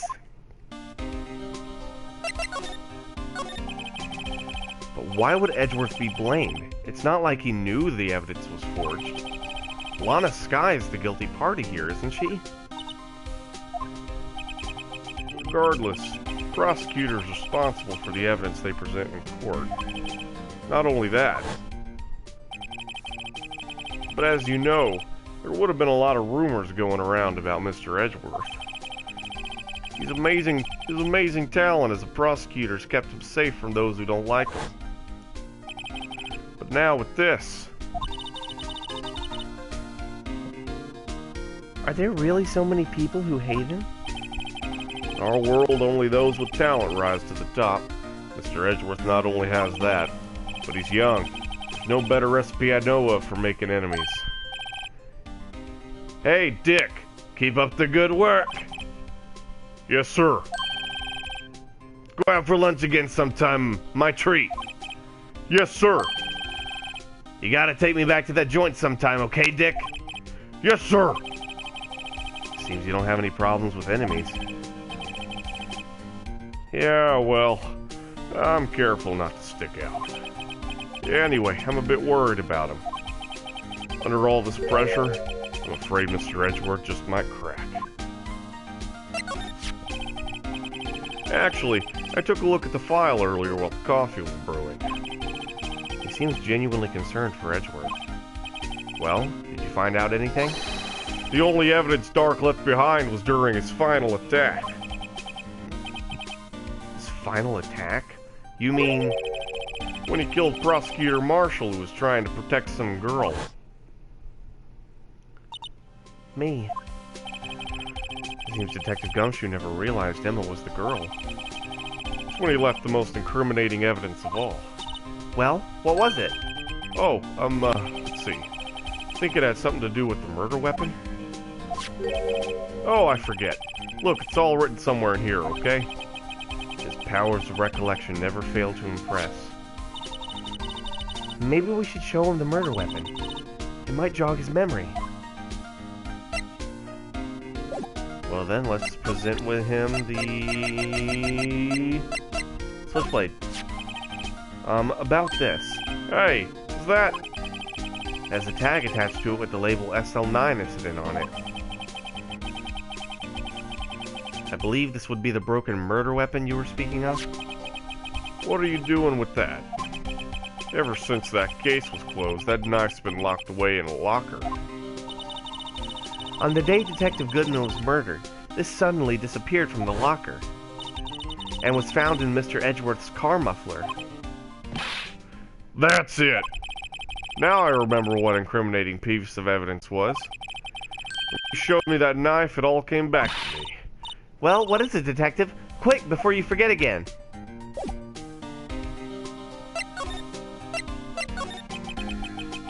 Joe Dark was 42 at the time of the crime. He was just your run-of-the-mill businessman. Was he, on his way to return some videotapes? A businessman? What made him take the serial killing? One day on his way home from work, he hit someone with his car. With his car? So, it was an accident? An accident, yes, but it transformed him into an animal. An animal? He killed a man that witnessed the accident. Then he killed another guy. A kid walked by him then, so he killed him too. When he was burying the bodies, a jogger came up to the scene and was killed as well. Finally, he turned himself in. Seems he was a pretty careless animal. Of course, this is all conjecture. There wasn't a single shred of evidence. So he turned himself in. Excuse me. Yes, but in the middle of his questioning, he fled and murdered his final victim. Prosecutor Marshall. That crime was witnessed by someone too, but luckily, Dark was arrested on the spot. It's a good thing that last witness wasn't killed. That last witness, aka Emma. This knife, it was Joe Dark's, wasn't it? That's right. That's right. We traced it back to the store he bought it at. Plus, it had his fingerprints on it too. But no one actually witnessed him using it to murder anyone, right? That's where his luck ran out. When you take a good look at the knife, you'll see it's broken. You don't have to take a good look to notice that. Yeah, well, anyway. Take a guess where the broken off tip of the knife was found. That's what did him in. Where was it? The victim, Neil Marshall, was carrying it inside his own body. It was found deep inside the stab wound. Did it match Dark's knife? You bet, down to the last fiber. That's pretty conclusive.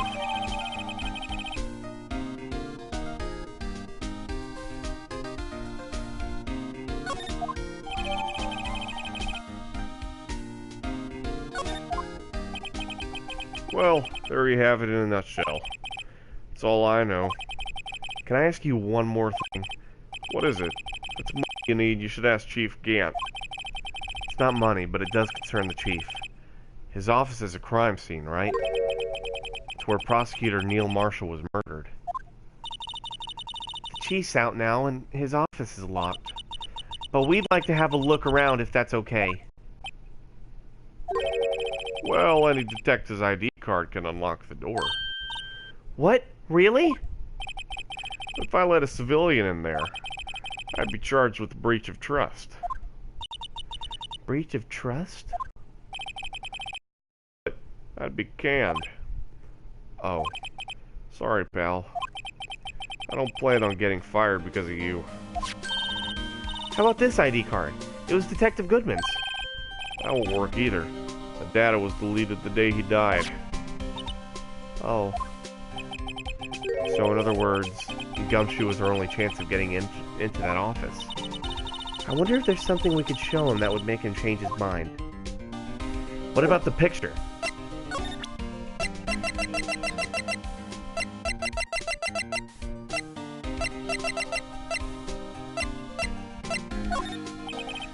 Let me share a little advice with you as a detective. If you don't have a clue, keep your trap shut. Hold on. I don't know what's going on here.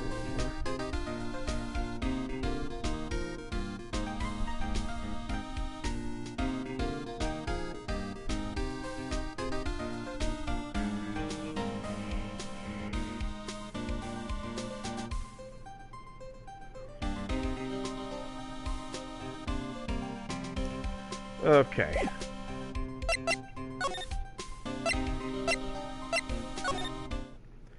I know where I have to go now.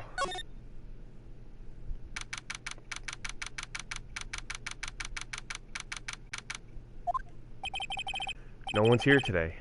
Not even Miss Starr. Everyone's probably busy looking into what exactly went down in the evidence room. That must be where the detectives are. But we proved in court today that on the day of the crime, no one was murdered in the evidence room at 5:15.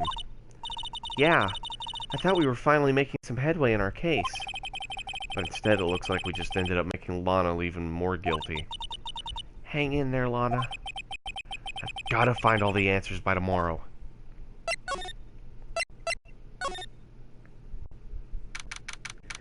Miles! Edgy! Edge boy! Edgeworth! How you doing? I wonder if Edgeworth is back yet. There he is! Looks like he's writing something. What are you doing here? Sure was quick to throw that paper on the floor. Tough day in court, huh? Huh. Or huh. I've had to live the past 2 years of rumors flying around. What's another alleged allegation to me? Cheer up, Mr. Edgeworth. I'm rooting for you. That's Edgeworth for you. Always trying to hide his real feelings. So what do you want? Unlike some people, I don't have all day. Well, we'd like to ask you a couple questions. There's no excuse for what I've done. 2 years ago, I used false evidence to obtain a guilty verdict. That's what it all breaks down to, and nothing I can erase, can erase that fact. But you didn't know, did you? I mean, the evidence was falsified. The police department and the prosecutor's office share a bond of trust. If that bond is broken, we stand to lose everything. The police department's error is my error. My responsibility is the prosecutor in charge. That fact remains the same, no matter what excuses I might have. Mr. Edgeworth. I take pride in my work, so tell me why. Why has it all come to this? Even Edgeworth can't keep this kind of emotion bottled up. Are you up for the trial tomorrow? First, last year's trial, and now this one. Seems all you do is worry about me. To be honest, you're getting on my nerves. What, he's just a concerned boyfriend, Edgeworth, come on. But Mr. Edgeworth, you can't just walk out on the trial. Tomorrow's the last day. It's too late to change prosecutors. I'll bet that's what my superiors are banking on. I never thought that the case would come back to haunt me like this. What do you mean? The list of evidence. It seems too short. Most lists run twice as long. It's only half as long as most lists? That is odd. After Neil Marshall was murdered, I became prosecutor for that case.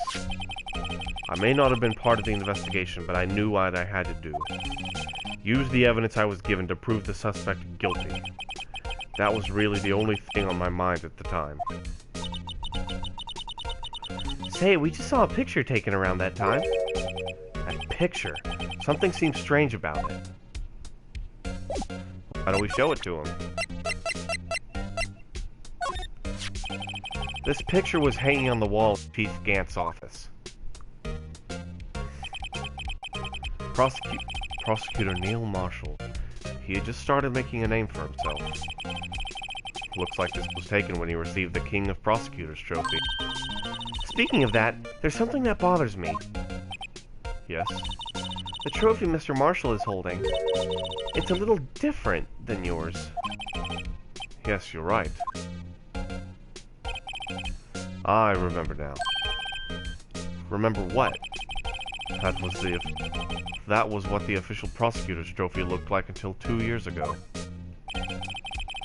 There's a story behind this design. A story? Sounds interesting. Would you mind telling it to us? It's simple, really. Contradiction. That's what the award's based on.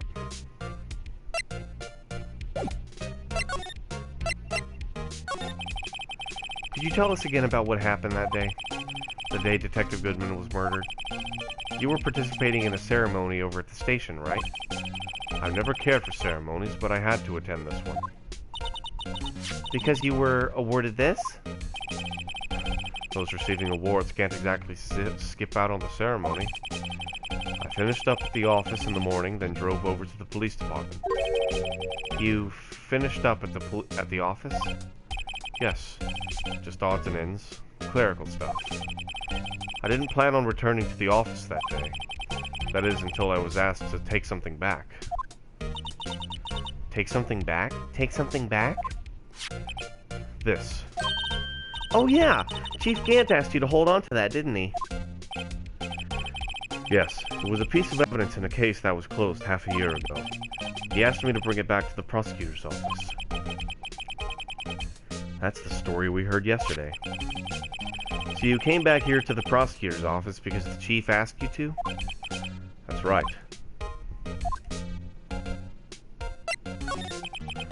This award originates from an ancient Chinese tale. In Chinese, the word contradiction is written with 2 characters. The first means halberd, and the second means shield. Have you heard this story? Me? Oh, sure, everyone knows that. Why don't you tell it, though? For Emma's sake. Very well.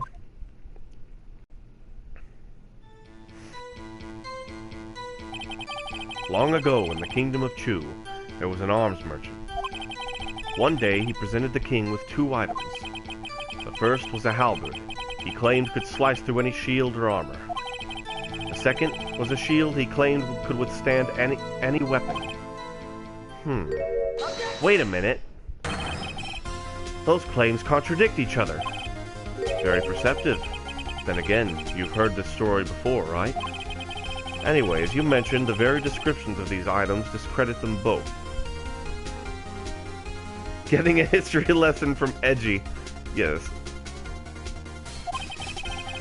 When the king pointed this out, the merchant was left speechless, and thus the Chinese word for contradiction was born.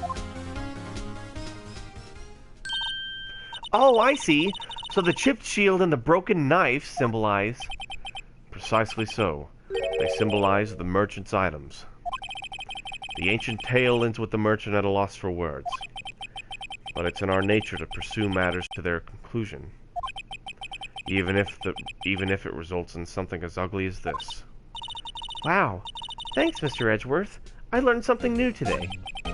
That's funny. If that's so, then why were you only given a shield?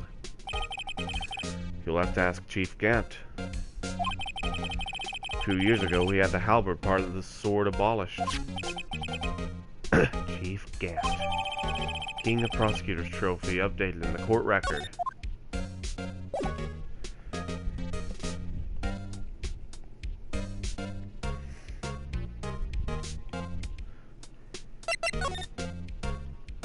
What's that crumpled piece of paper?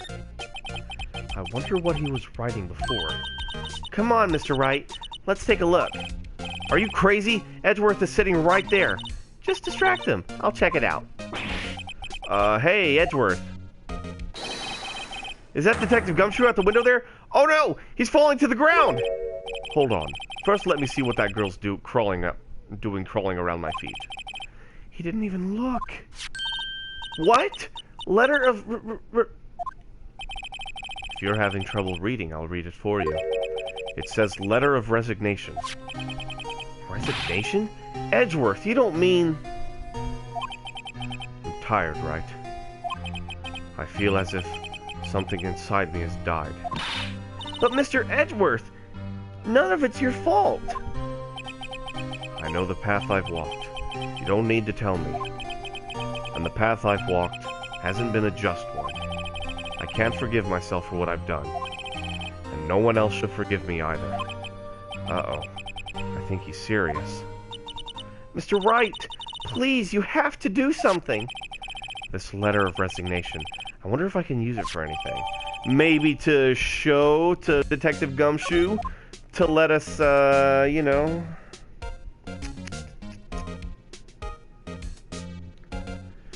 to, let us go to Chief Gant's office, perhaps? Excuse me. You! This bitch! Would either of you care for a quarter pound of roast beef? Miss Starr. I guess she's out of lunches. You certainly are the curious sort, aren't you? Kind of like the first person who sucked a cow's nipple to discover milk.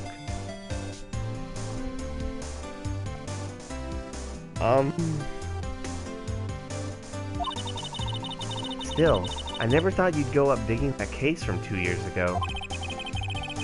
Everyone in this trial was involved in the SL9 incident.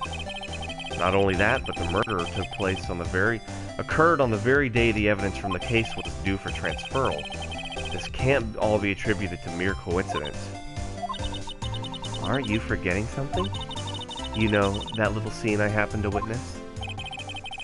The instant Lana stabbed Detective Goodman with a knife. That was a long pause, yes. No matter how much of the past you dig up, it won't change what I saw. But you are a deceptive thought! Roast beef is meant to be savored when eaten. Miss Starr's hatred toward Lana. It all dates back to 2 years ago. Spill the beans, bitch! Joe Dark. That's a name I'll not soon forget.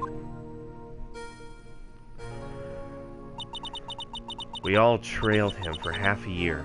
Oh, the pressure. Still, I don't think I was ever more alive than I was then. Those days were steamier than a bowl of hot gravy. Or steamier than a plate of steamed clams. Poor old Jake Marshall, though, must have been going through hell. You mean because of his brother's death? They were close, those two. After Neil died, something took over Jake. He became obsessed. Seeing Jake like that made her all the more desperate. Her? Lana Skye. My sister? The best of the best were put on that SL9 case. Of course they were led by that legendary duo. Lana and Chief Gant.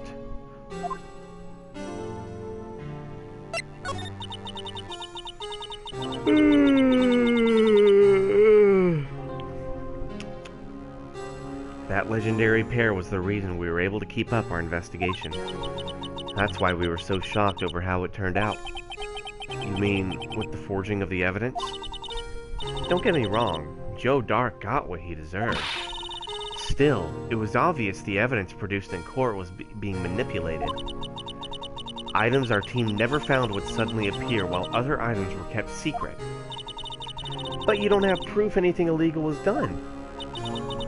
I'm proof enough of what happened. After that case, all of us save Goodman were relieved of our duties. Most without even so much as an explanation. Then Lana Skye transferred to the prosecutor's office and became chief prosecutor. Lana always wanted to be a prosecutor. Nothing's quite as simple as it appears. Huh? Lana Skye was merely being used as a pawn. That's my take on the matter. She was being used? Damon Gant and Lana Skye. Gant led the investigation with Lana second in command. They were the best. They solved all kinds of cases together, didn't they? Damon Gant's magnetism in particular was almost unreal. His magnetism? By that I mean his ability to attract evidence. He'd produced the most incredible evidence of the cases he handled. Incredible evidence? You mean... Oh yes, there were rumors about him even back then. No one dared confront him though. I take it she's talking about forged evidence? Back then, everybody looked up to Lana. All the detectives wanted to be like her. Really? Oh yes, myself included. I was a fool, really. She hated anything crooked and always watched out for the other detectives. That's why she was so concerned for Jake. Mr. Marshall. When Jake's brother was murdered, she felt as if she had lost her own brother. If it wasn't for her, I don't think Jake would have ever recovered from his shock. That's what makes it all the more infuriating. Miss Starr? That's why I'll never be able to forgive her. Why did she have to turn so cold after that?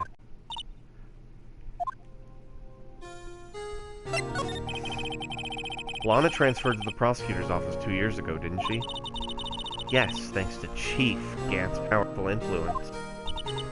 Chief. That's right. Having solved the SL9 case, his position as chief was secured. There was only one thing left for him to control, and that no one could stand in his way. The prosecutor's office. What, you mean that's why Lana was transferred? If he could control the chief prosecutor, he could control the prosecutor's office. That must have been his goal all along. But how could he control Lana? I don't know, but one thing's for sure. Ever since that case ended, she's never been the same. It's only logical to conclude there must have been a reason for her change. At last, I'm finally getting close to the bottom of this ugly mess. Thank you, Miss Starr. You listen to me, rookie. It takes more than just ingredients to create fine cuisine. I hope you turn out to be a better Let's go back to the police department.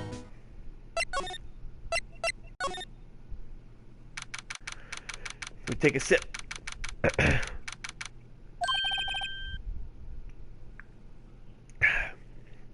Oh, you're back.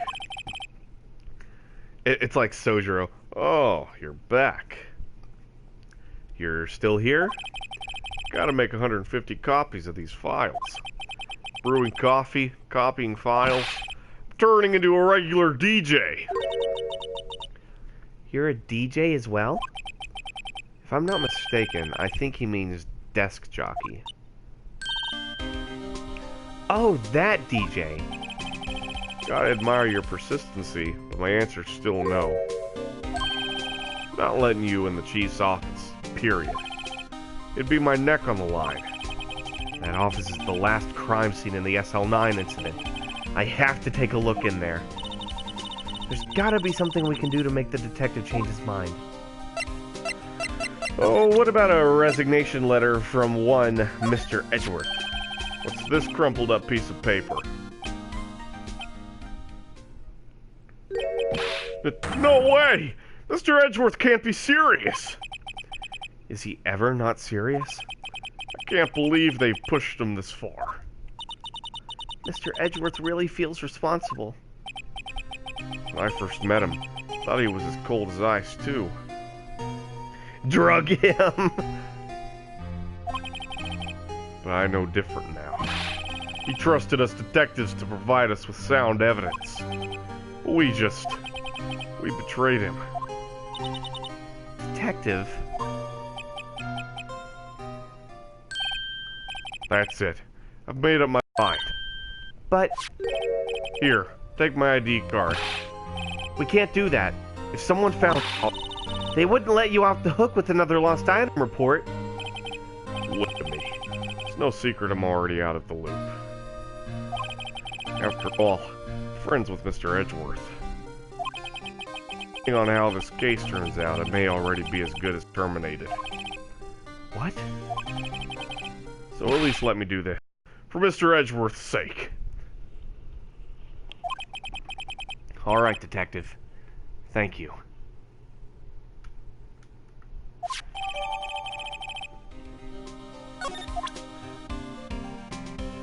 My controller battery's getting low, so I'm gonna let my laptop charge, and then I'm gonna move myself closer to the TV so my controller can charge.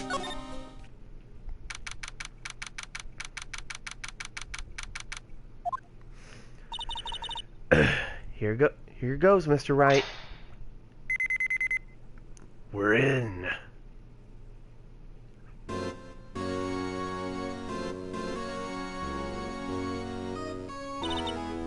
We're in. If anyone finds us now, Detective Gumshoe's a goner. If that happens, I'm counting on you to bail me out.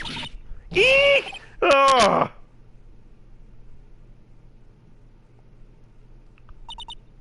Sorry, I thought you were a ghost. I didn't even know you could slap a ghost. Ah! Detective Gumshoe! What are you doing sneaking up on us like that? I wasn't sneaking. I was just worried about something might go wrong. So I came too. If you're here, then what's the point in giving us your ID card?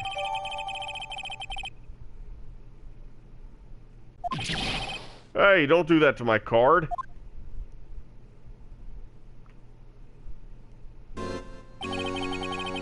Hardly ever get a chance to come in here. So I figured I'd have a look around myself.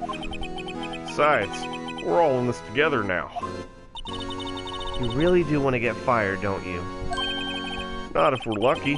Come on, let's see what we can find out. I've got a bad feeling about this. Alright, let's take a look around. This is the real deal, isn't it? This armor and these weapons? Sure is, pal. The chief doesn't care for imitations. First the pipe organ, now this armor. Do you know how many taxpayer dollars must have gone into this room? What? You mean we're paying for this? That's it. I'm not paying 1 cent of my taxes. You don't have any taxes to pay. Shh. Be careful what you say. Who knows? Chief may be hiding in this armor as we speak. I don't think he'd fit in there. Even if he did, he'd never be able to get back out. Cut it out. You guys don't know how scary that guy can be.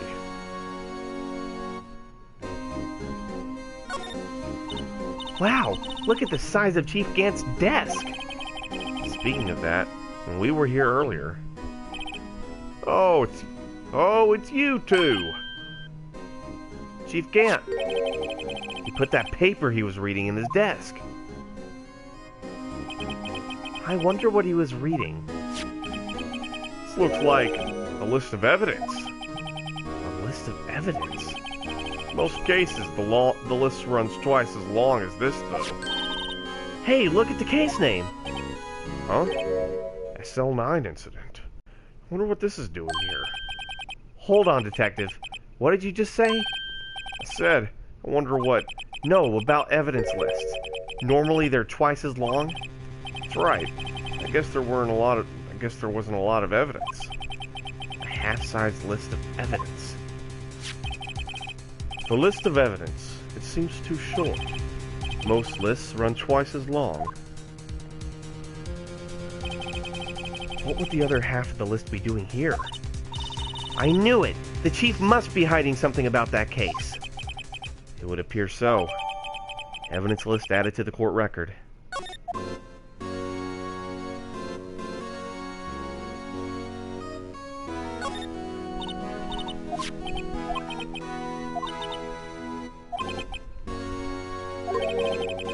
Better look a little more into this list. This is a safe, isn't it? Safe? That word is ripe with intrigue. Okay, if you say so. Looks like a code needs to be entered in this panel to open it. A 7-digit number. I think I just might know what it is.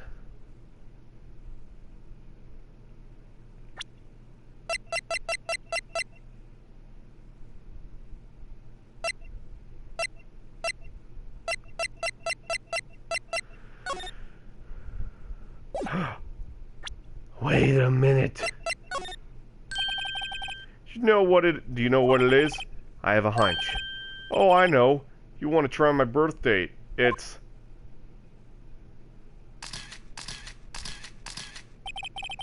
I have a better idea. Here goes nothing.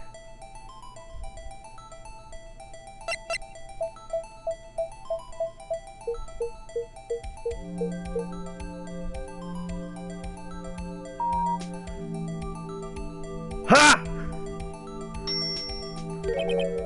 Bingo. What number did you enter? Whose birthday was that, pal? 7777777. The final ID card number on that record. What? The number of the mysterious executive officer who entered the room that day. You mean 777777? That ID number? I think you're 1 7 shy this time. This can only mean one thing. That's Chief Gant's ID number. Say, anyone care to look inside? Is there any money in there? How much does he have stashed away? Look, it's a shard from a broken cup? This somehow looks familiar. Where have I seen this before? There's something else in here, too. What's this?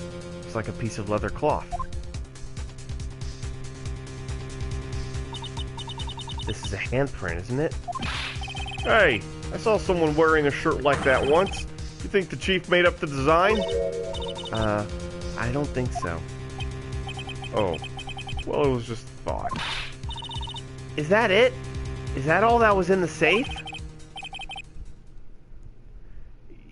Apparently so. It's empty now. Piece of cloth with a handprint on it. And a broken shard from a cup. Yeah, it's the vase. They look like pieces of evidence.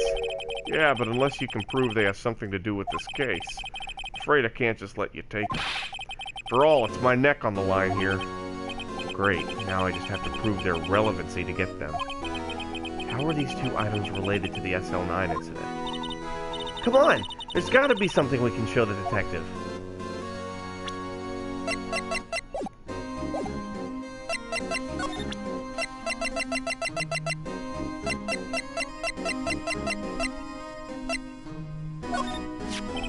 Detective Gumshoe, could you have another look at this jar?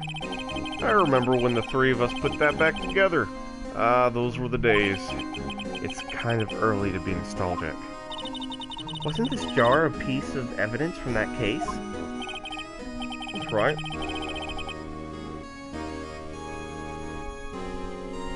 One of the shards had an SL9 incident sticker on it. Doesn't this ring any bells? You know, that fragment we just found? You mean this one that was in the safe? Yes, that one. That was in the safe. Nani? Now that you mention it, it's ringing a lot of bells. Let's see if it fits. Here, let me see that shard. I'll take a crack at this. Go ahead, pal. Show us what a rookie can do. Mr. Wright, here's some glue. If I can piece this together again, it'll prove Chief Gant was knowingly hiding evidence. Here goes.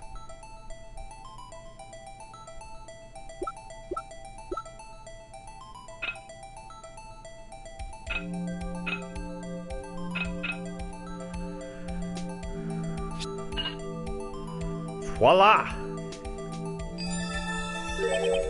There! It fits like a charm.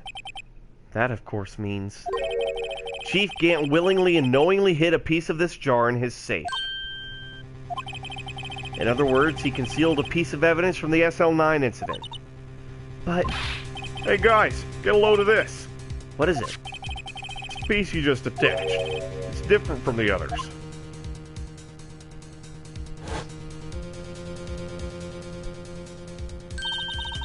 There's a reddish line on it. A reddish line. That's blood. I don't get it. Why would Chief Gant hide this in his safe? Huh. Can't believe Officer Marshall would do something like that. You know Officer Marshall? Of course I do. He was like a mentor to me. When I first started out, he even gave me a small cactus. Really? He said, Dick, she'll listen to all your troubles. Note to self. Detective Gumshoe talks to a cactus. Obstructing justice. Yes, he is. Hard to believe he's just a patrolman now. Someone ought to trade places with him. What? Why are you looking at me like that?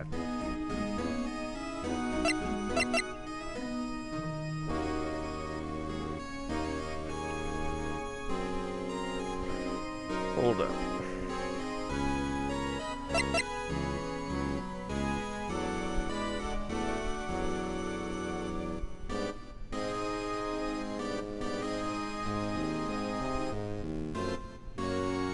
Ah, the fingerprinting set. Yes. Detective Gumshoe, I'd like you to have a look at this. Hey, I know what that is. So you want to take some fingerprints? That's a great idea, Detective. Alright, go to town. Sheesh. What are you doing? Why are you sticking out your hand like that? Go ahead, take my fingerprints. It's not your fingerprints we want to take. Huh? Come on, this isn't time for jokes. We're talking about that cloth we found in the safe. Oh, I knew that. The one with the handprint on it, right? Sheesh, where's your sense of humor? Okay, Mr. Wright, let's check for prints. Sprinkle the powder on the cloth. Then once they've been absorbed into the prints, blow the rest away. What are you, my mom? I don't have to be told a million times. Alright, let's get this over with.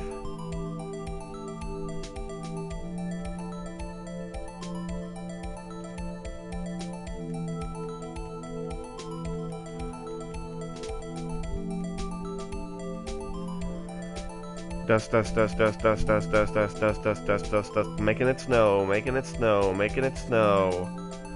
Making it snow, baby. Viola. I gave it my best shot.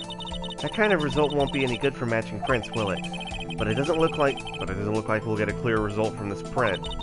Okay, let's try a different finger then. How about this one?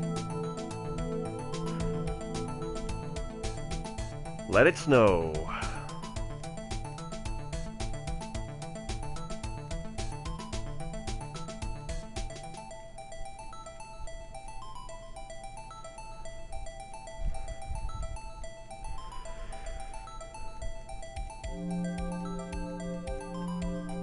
It's like I'm making beignets. I gave it my best shot. That kind of result won't be any good for matching prints, will it? But it doesn't look like we'll get a clear result from this print. Okay, let's try a different finger then.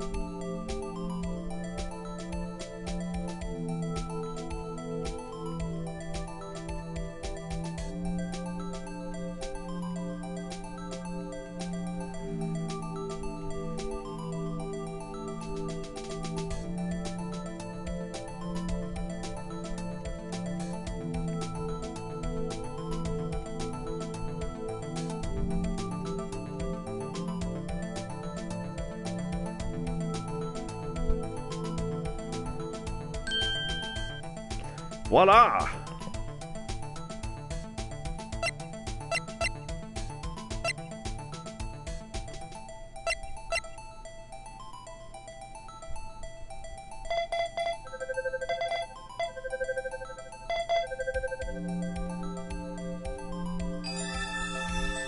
These are Emma's prints? No. How can this be? What are Emma's fingerprints doing here? Hey, you found a match! Whose fingerprints are they? Huh? Oh, it seems the prints are too old. They aren't clear enough to get a match. Oh. That's too bad. I thought they'd be Dark's prints.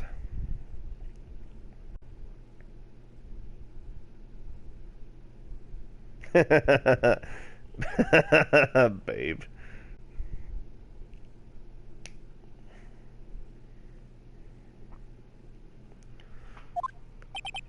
Psst. Hey, you! Over here! What's going on here? What are that kid's prints doing inside the chief's safe? Don't ask me. Let's just keep this information from Emma for now. Here, maybe you should hold on to this.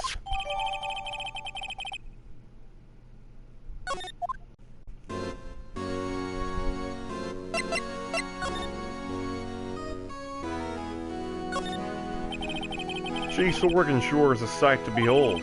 Occasionally we hear him playing it from the Criminal Affairs Department. It's on the second floor, and this is the 15th floor of an entirely different building. When a detective screws up, the chief calls them to his office. It makes them listen to the organ for hours. What's so bad about that? Music soothes the soul.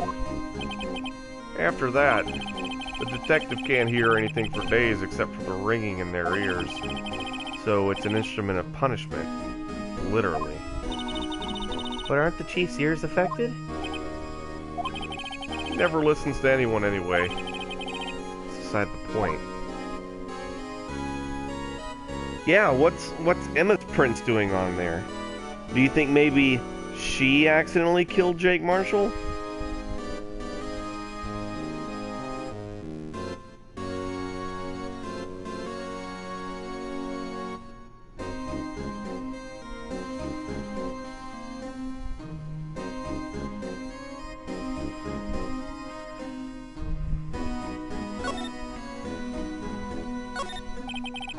This was Lana's desk.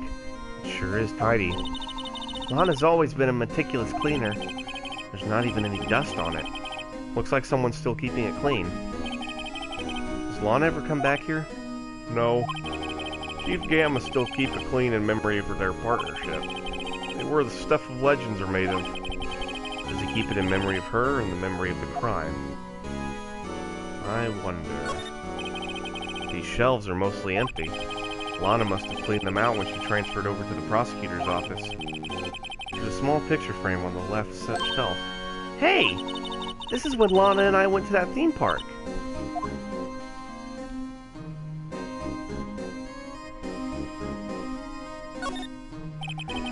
Look at this giant window. It makes you want to crash through it and jump outside. This is the 15th floor. I know. I was just saying.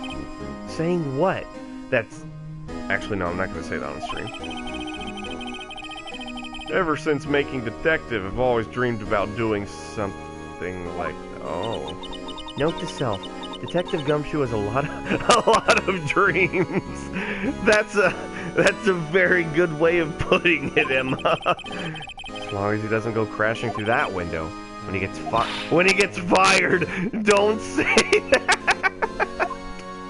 Oh my god, no. This was taken on that day 2 years ago. The day Joe Dark ran out of the questioning room and tried to kill Emma. After receiving his award trophy, Mr. Marshall took a picture here, and went along with Chief Gant to question Dark.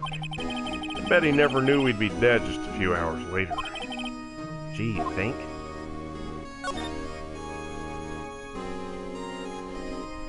Is there anything else here that I missed? You can see pretty far from 15 stories up. If you were to drop that suit of armor from here. First, the chief wanted to use stained glass for this window. Really? Why didn't he? They say he changed his mind because he wouldn't be able to see the view. Oh. Stained glass or not, that's not a huge window.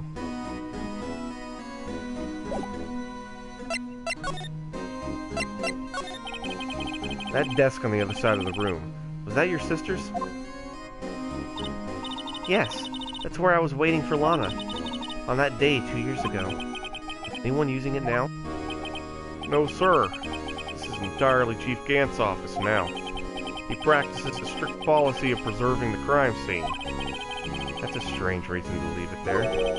He leaves it as a warning to everyone else. He wants us to always be alert. He told us so himself at our New Year's party. Of course, he was pretty intoxicated at the time.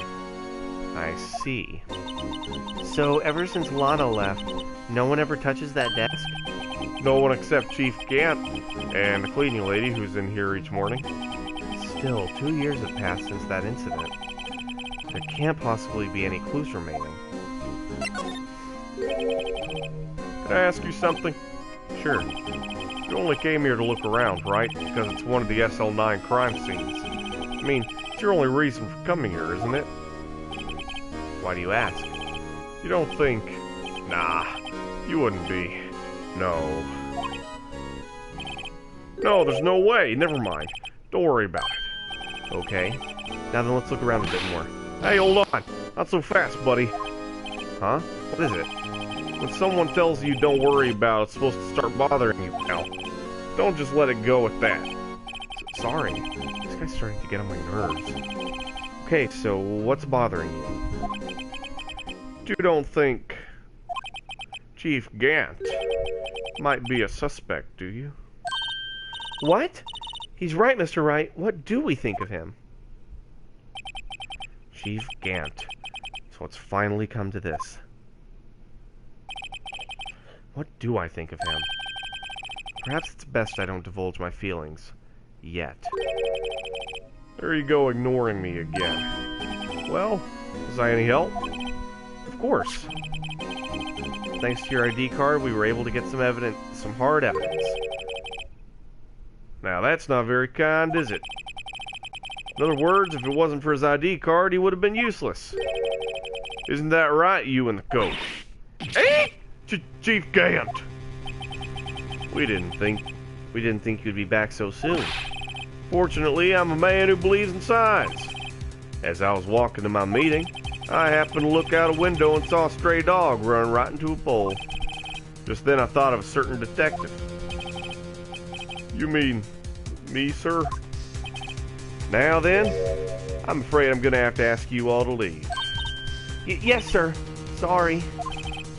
Oh, you and the coat. Me, sir? Drop off your ID on the way out. You won't be needing it anymore. But, sir... Now get out. Yes, sir. We'll be on our way too, then. Wait! You, the one without the spiky hair. Don't go yet. Me, sir? I'd like a word with you. But, sir, I'm not a licensed scientific investigator yet. You with the spiky hair. You're free to go. Mr. Wright!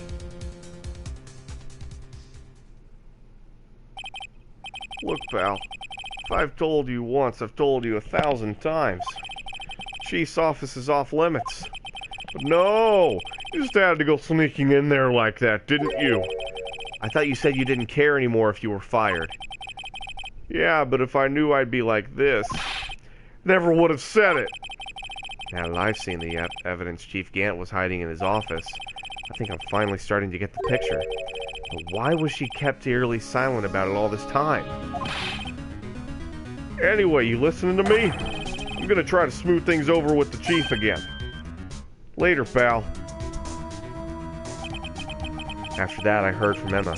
She said the police wanted to ask her some questions, so she'll be busy for the rest of the day.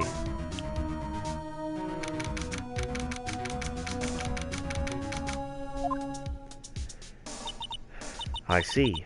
So the chief asked Emma to come in for questioning. It's no use thinking about it. Tomorrow's the final day in court. I'm committed to doing everything I can to defend you, which is why I'm here. But I've already told you all I can. What you've told me over these past couple of days, is absolutely nothing. Not a single useful thing. Really? I believe I did mention something quite important. Something I told you right at the beginning. I said that I was the one who stabbed Detective Goodman.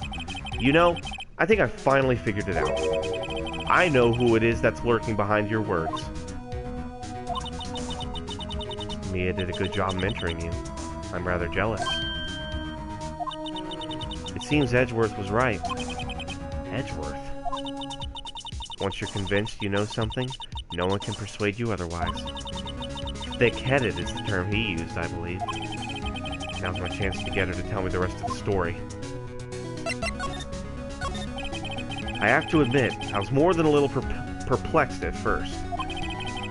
You insisted you did it, yet there's no incriminating evidence. That's when it hit me.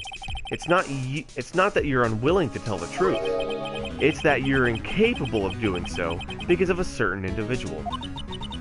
What an intriguing notion. A certain individual, you say? So you think I'm protecting this person? Protecting? No. I think afraid of is more like it. If I'm not mistaken, the person in question may have persuaded you to silence. For argument's sake, Mr. Wright, whom may I ask is this person you're speaking of? The one I'm supposedly so frightened of. What is this person's name? It's Cant! Well, Miss Skye? Mr. Wright, you were addressing the Chief Prosecutor. Do not forget your place. I take it she's still not ready to spill the beans.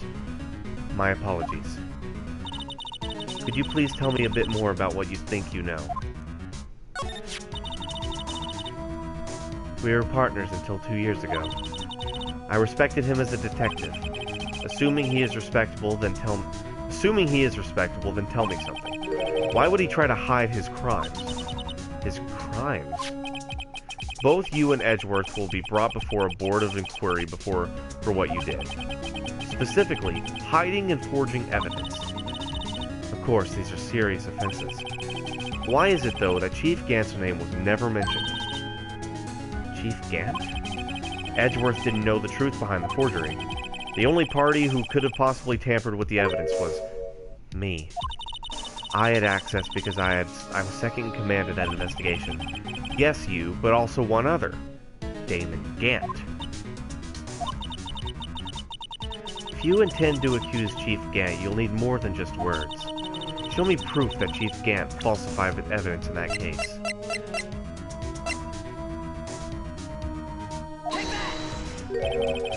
I just found this in a safe in the Chief's office. This jar piece and this piece of cloth. Do you know what these are? They're pieces of evidence from the SL9 incident. The person concealing evidence was none other than Chief Cant himself. Now tell me, why are you taking all the blame for him? Touché, Mr. Wright. It's as you surmised. I cannot disobey the Chief's orders, even if it means being found guilty for murder. Why not? Come now, Mr. Wright. You can't possibly expect me to tell you that. 3 days ago, I had no choice but to cooperate in the murder of Detective Goodman. Or perhaps I should say, follow orders. Yes, that's more accurate than cooperate. Although I can't tell you the details, I can say that I was given an order that day. I need you to dispose of Bruce Goodman's body. You'll find it inside the trunk of Miles Edgeworth's car.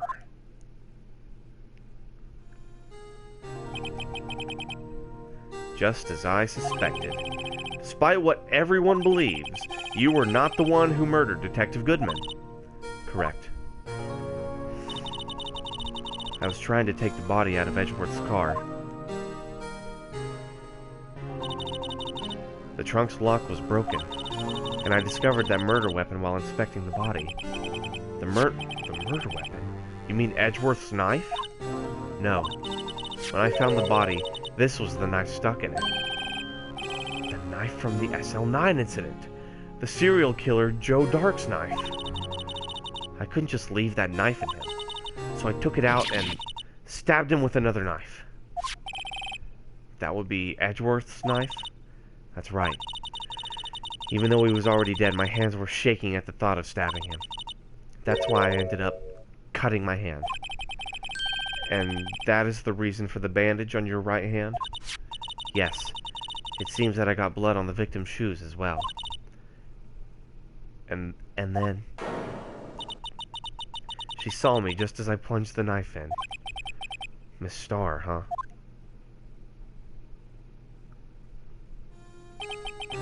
Why did you need to hide Dark's knife so badly? It took a lot of work to finally close the Dark case 2 years ago. It was over with. I didn't ever want it to be opened again.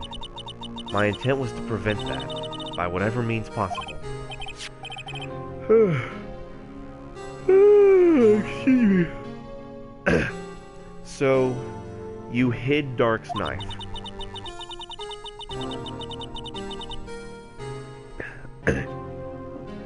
The weapon used to stab the detective was evidence in the Joe Dark case.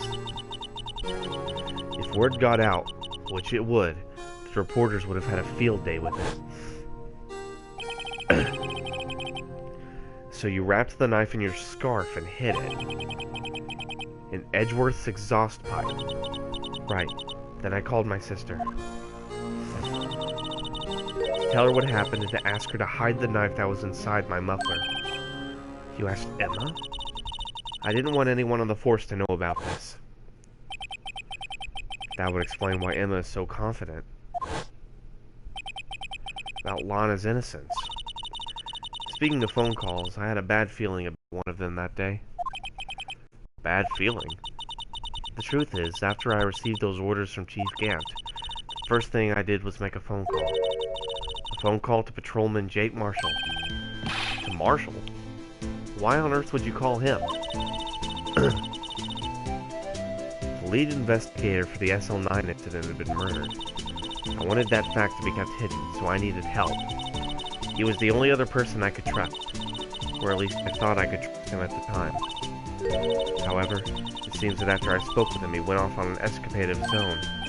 Oh, you mean, not wanting the case to die, he decided to take things into his own hands. He disguised himself as Detective Goodman and tried to steal the evidence. He had already stolen the ID card, but it seems he still hadn't made up his mind to break into the evidence room. After my phone call, any remaining doubts he had must have disappeared. So your phone call caused the incident in the evidence room.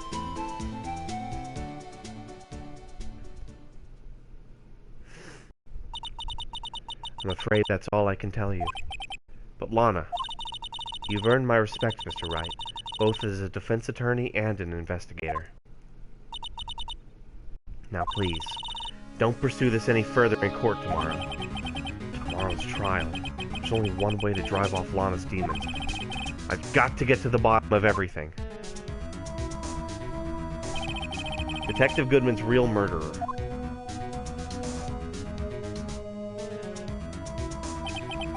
And what went down in the chief's office 2 years ago?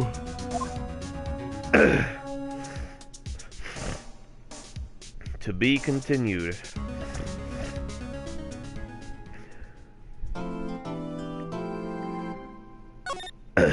Alright, I'm gonna go pee, and then get some more water, and then we're gonna finish this! Finish it! So I'll be right back, stay tuned.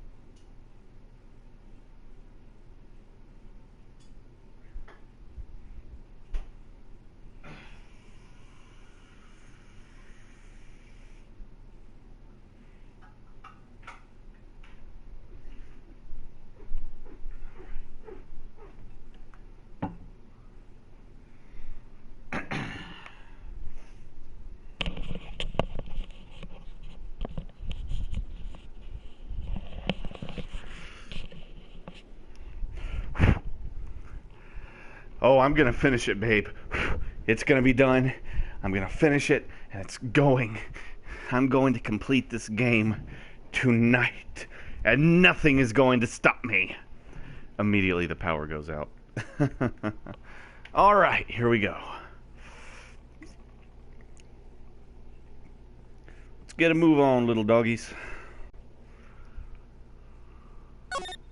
Let me double check. There we go.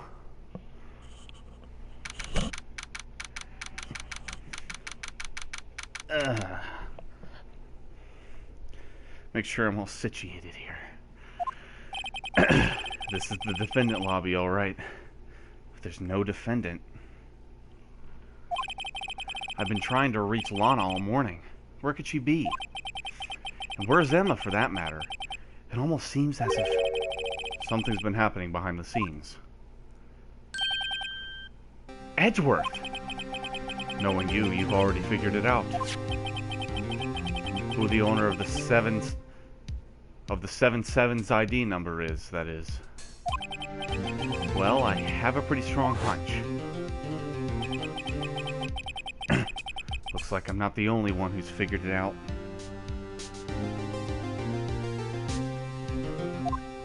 You know, the only reason this trial didn't reach a verdict yesterday is because there was still room for doubt regarding this ID record.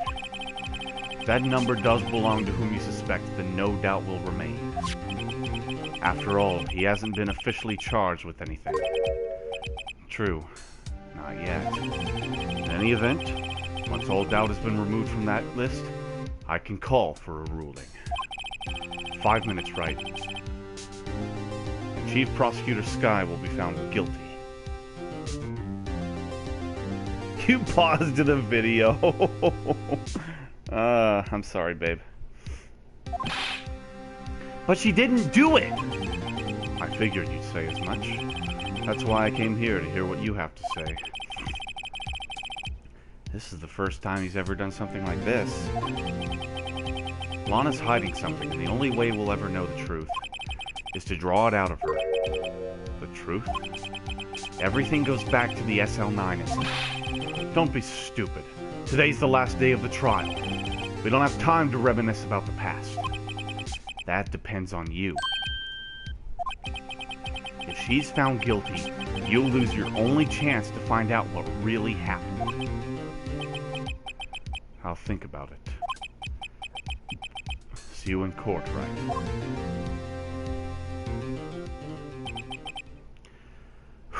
This is it. If I'm ever going to find out what Chief Cant has on her, it's now.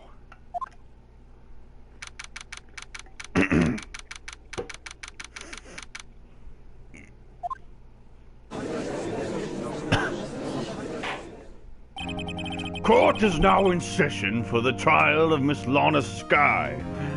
Again. The defense is ready, Your Honor. The prosecution is ready, Your Honor. Normally, this is when the prosecution puts forth its opening statement. Nani? But before that, the police chief has a proposal to make. Chief Cant.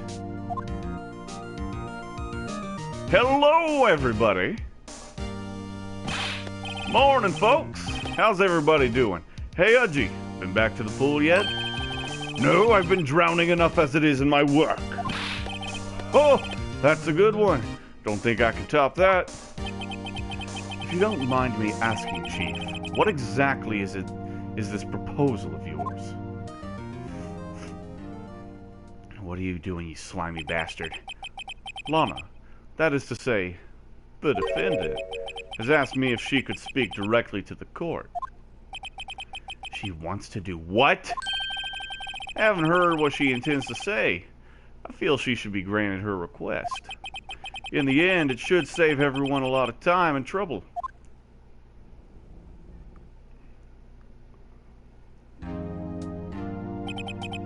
What's this all about, defendant? I'd just like to make one simple request and I'll be finished.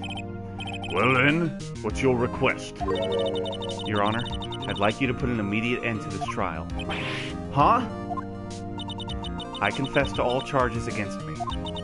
On February 21st of this year, I murdered Detective Bruce Goodman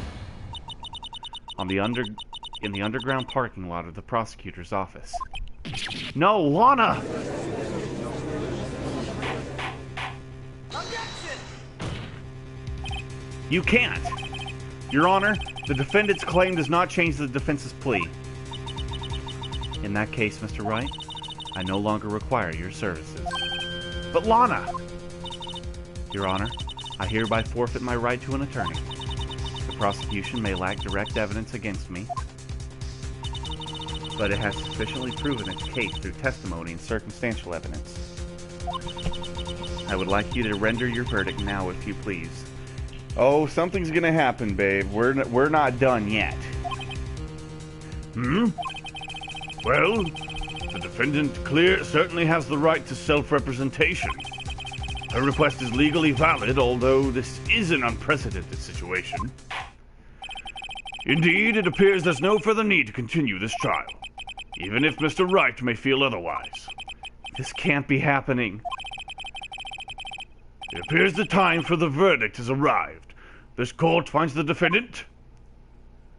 Objection! One moment, Your Honor. Mr. Edgeworth? The prosecution has not yet proven the defendant guilty beyond reasonable doubt. Any ruling at this stage would certainly be premature. Come now, Worthy. I understand this is a difficult time for you. Why don't you just be a good little boy and help keep your mouth shut,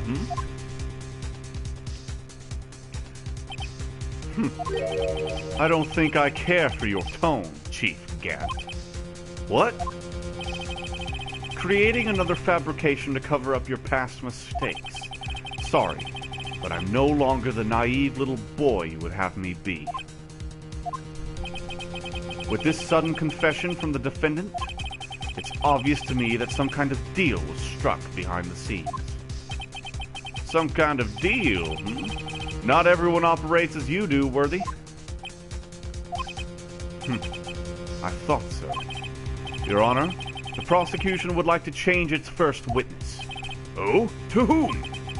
As its first witness, the prosecution would like to call Miss Emma Skye. I request the court hears her testimony. Mr. Edgeworth, I'm exercising my right to self-representation. I don't think we need to I don't care what you think, Miss Skye. The exposure of truth sometimes results in tragedy. However, no matter how tragic the truth may be, it would be an even greater tragedy to avert one's eyes from it. Very well. The court shall grant the prosecution's request. That's okay with you, right, Chief Cant? Worthy, you'll live to regret this. Mark my words. Miss Emma Skye, please take the stand. Looks like Edgeworth has decided to take the horse by the reins. Have I mentioned that Edgeworth is probably my favorite character? Now then, witness, please state your name and occupation. My name is Emma Skye. My occupation? I'm Lana's little sister, and I want to be a scientific investigator. 2 years ago, you encountered the serial killer Joe Dark of the Joe Dark killings. Is that correct? Yes. I'm trying my hardest to forget about that, though. I'm sorry, but I'm afraid I'm going to have to ask you to recall those events one more time. Mr. Edgeworth, please remember this trial concerns the murder of Detective Goodman. Is an incident that was resolved 2 years ago really all that relevant? Yes, it most certainly is. Well, okay then. You sure gave in fast. Now, please testify about what happened to you 2 years ago. The trip to yesteryear has finally begun. It's bound to lead to the truth behind this trial.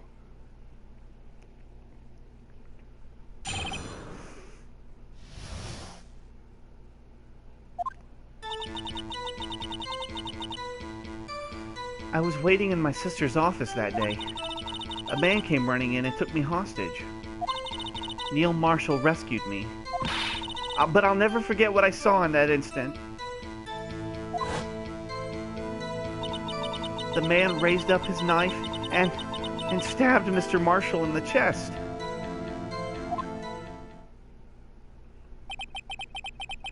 It's a good thing you weren't harmed. I passed out. I don't remember much. That's understandable. However, please tell me, Mr. Edgeworth, what does this testimony have to do with Detective Goodman's murder? That will soon become apparent, Your Honor. You've got to admire him for his courage, considering he has no evidence. Very well. The defense may begin its cross-examination.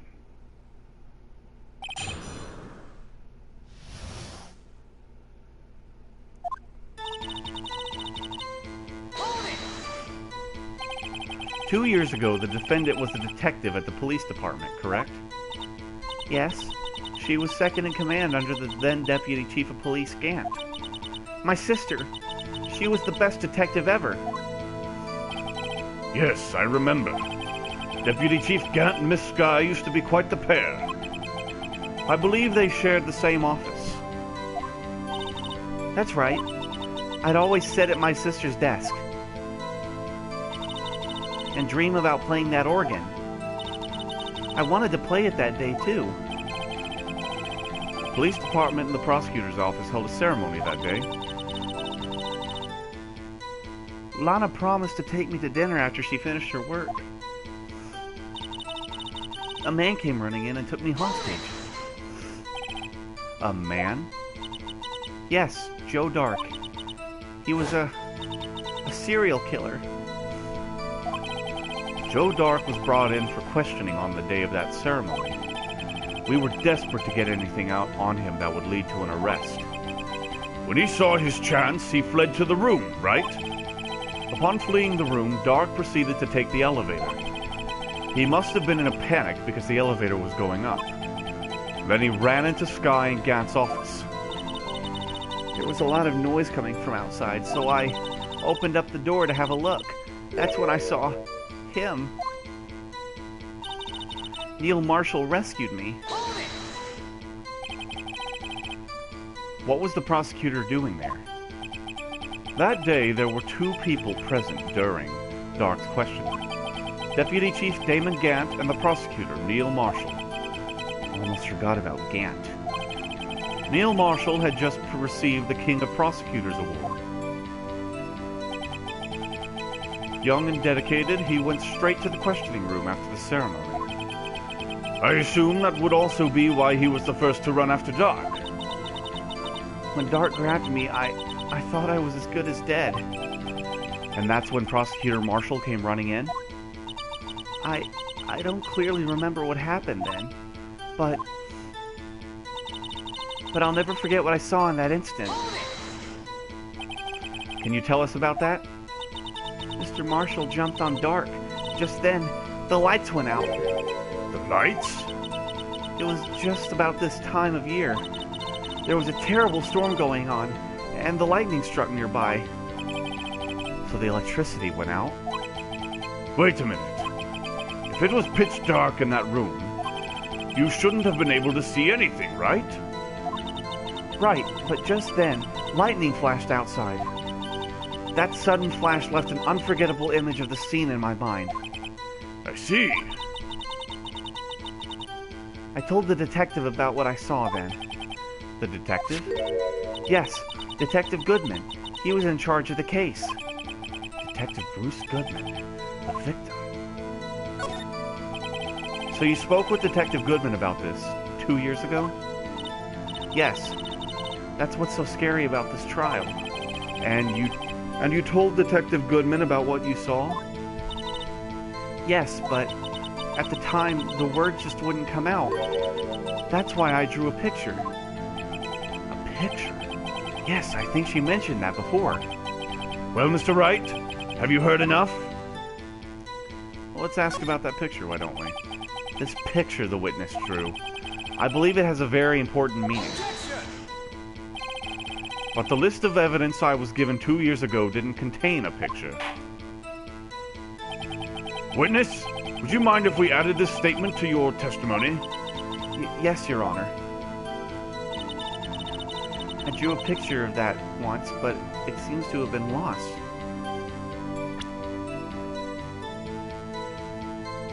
What about...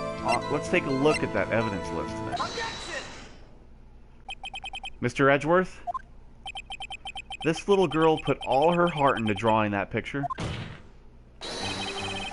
And yet you would insist on denying its existence? Huh? Hey, I'm not the bad guy. All I'm saying is that, as the prosecutor for that case, I wasn't handed such a picture. That may well be. But that doesn't mean it doesn't exist. Behold. This is the evidence list for the SL9 incident? Please turn it over, Your Honor. Turn it over? Turn... Ah! What's this?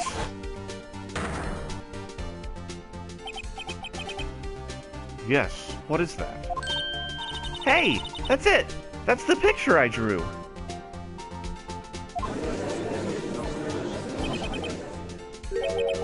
Indeed. Indeed. Two men appear to be wrestling here. What's the meaning of this?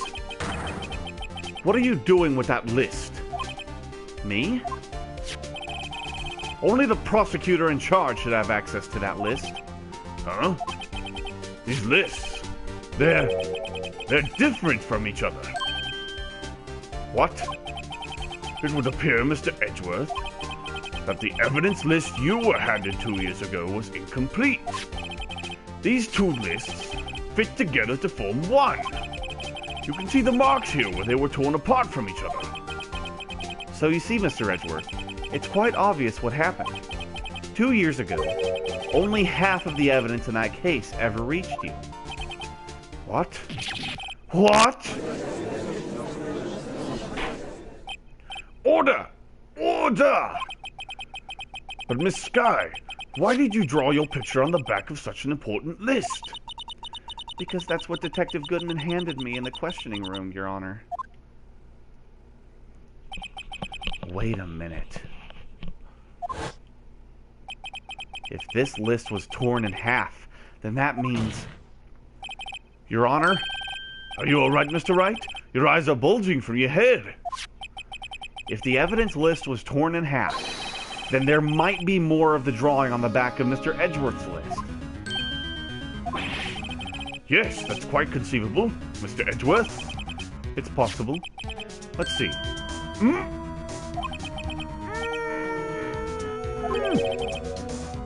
There's something wrong. Do you even have to ask?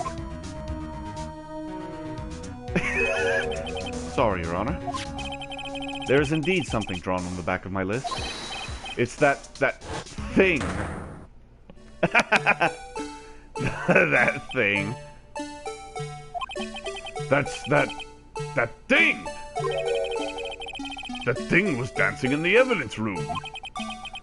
Clearly, this act of vandalism is the work of a certain chief of detectives.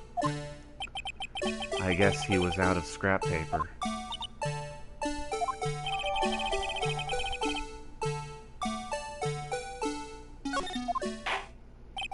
Very well. Witness, will you please testify about this picture you drew 2 years ago? Huh? Oh, yes, sir, Your Honor. What's wrong with Emma? She seemed to be thinking about something when she was looking at the picture.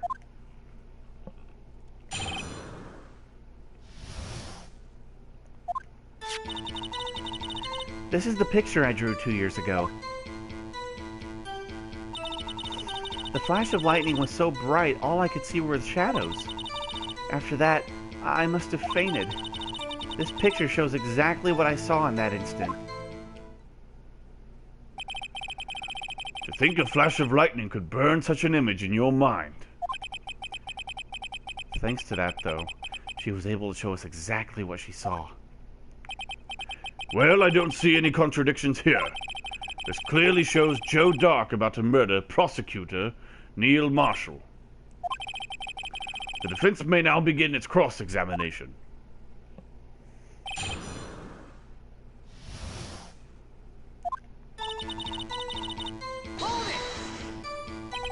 Did you draw this picture right after the incident? I think I drew it 2 or 3 days later. At first, I was in such a state of shock that I couldn't do anything. During that time, the investigation team was reorganized. Detective Goodman was placed in charge, under the direction of Damon Gant and Lana Skye. 2 or 3 days later. The memory should still have been fresh in her mind.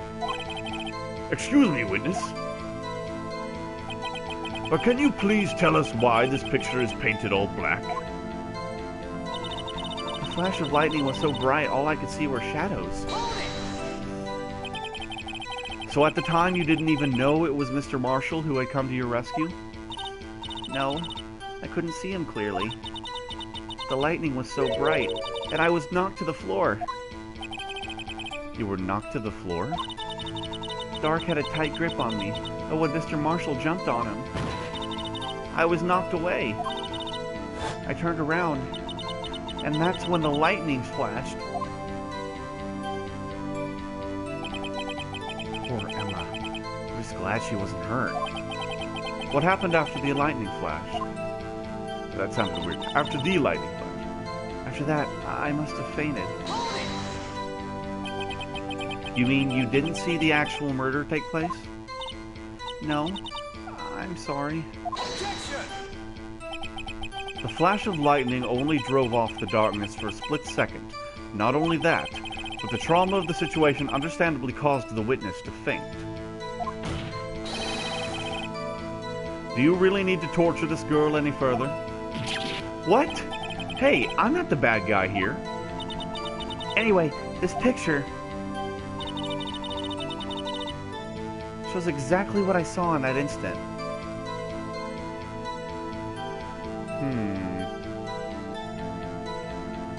You say he was stabbed in the chest, though.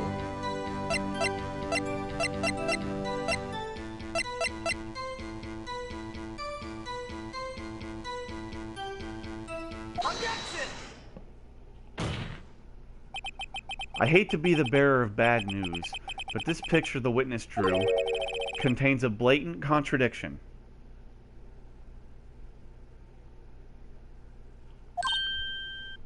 What? But I still remember it like it was yesterday. Mr. Wright, perhaps it would be faster if you simply pointed out this contradiction for us. What part of this picture contradicts the autopsy report?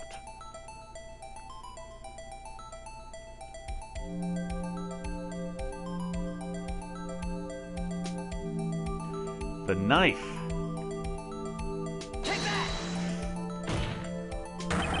The contradiction, of course, lies here. Take a look at the knife the man is holding.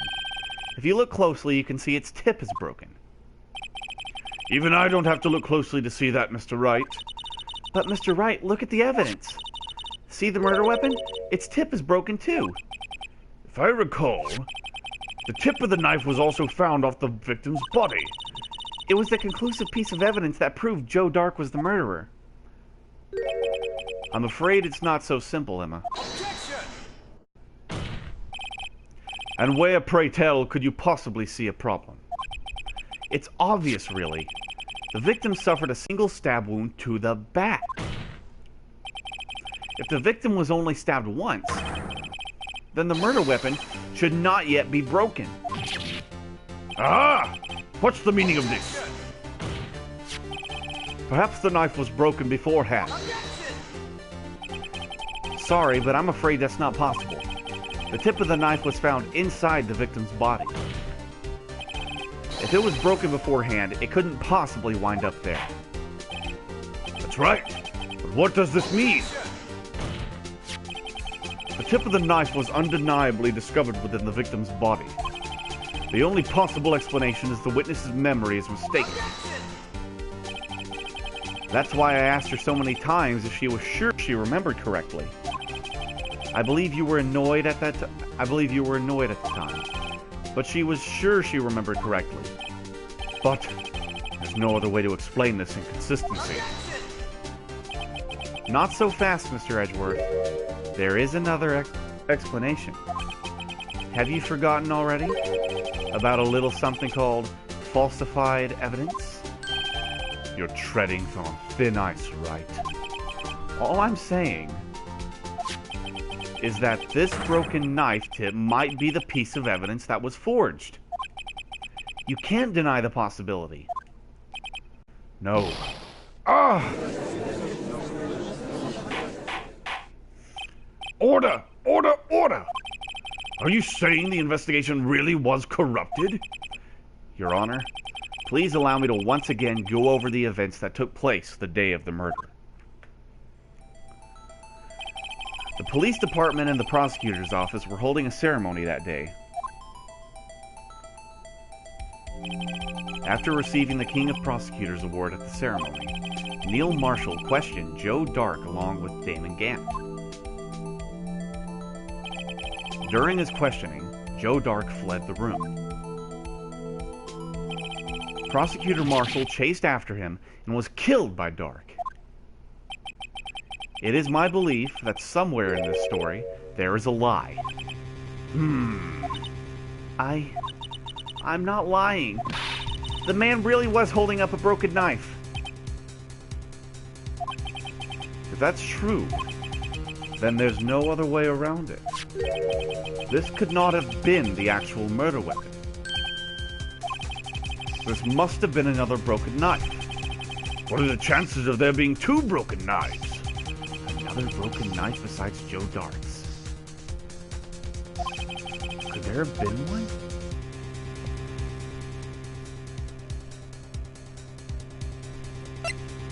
I'm sure there is. The witness is this adamant about the accuracy of what she saw. It can't just be explained away by a simple observational error. Mr. Wright? In that instant, Emma really did see a broken knife. I assume then that you have some information about this other broken knife? If so, please feel free to enlighten us. The murder weapon was already broken prior to the murder. Let me save real quick.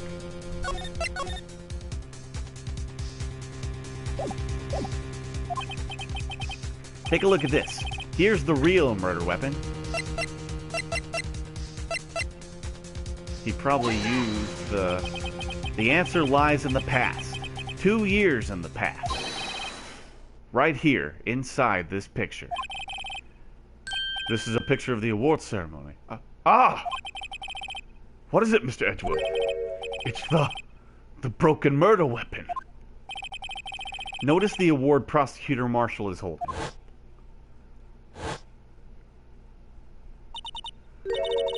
That's a broken knife. As we earlier concluded, the knife in the drawing was not Joe Dark's knife. That being the case, the knife the witness saw was in all likelihood from this award.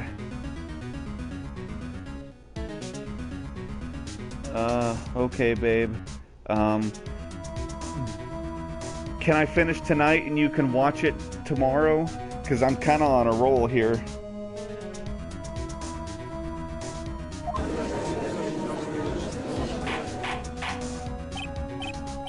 Order! Order! Order!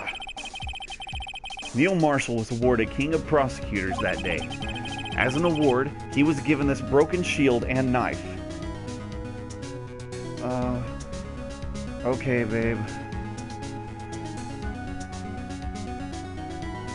Let me get to a stopping point here and then I'll call. As an award, he was given this broken shield and knife.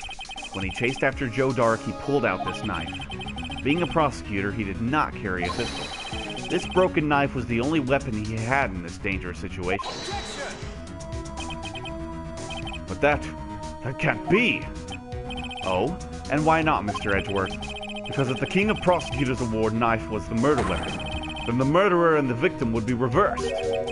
What do you mean?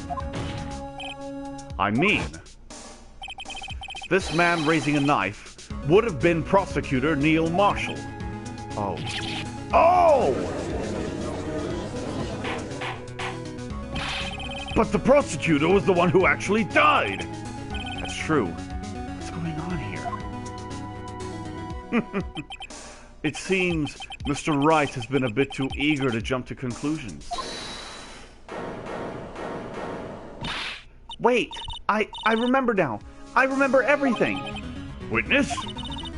Mr. Edgeworth, What is it? could you show me your evidence list again, please? His list? The one with that picture scribbled on the back?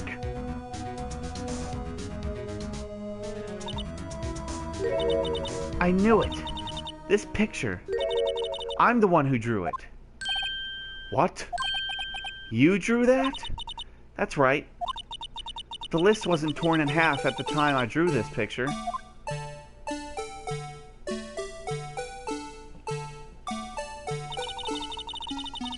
All this time I've been trying so hard to forget. I must have locked this part of it deep inside me. Perhaps it would be best if we added this to the witness's testimony. Would you please tell us what you've recalled, Miss Skye? Yes, Your Honor. First the knife mix-up and now the blue badger? This should be interesting. Okay, I'm gonna call it here for tonight, folks. I'll finish this tomorrow, I swear, I promise. No more delays, no more hiccups, nothing like that. Alright, don't forget to like, rate, comment, subscribe, etc., etc. If you like this, do all the things I said before. I'll see you all later. Have a good one.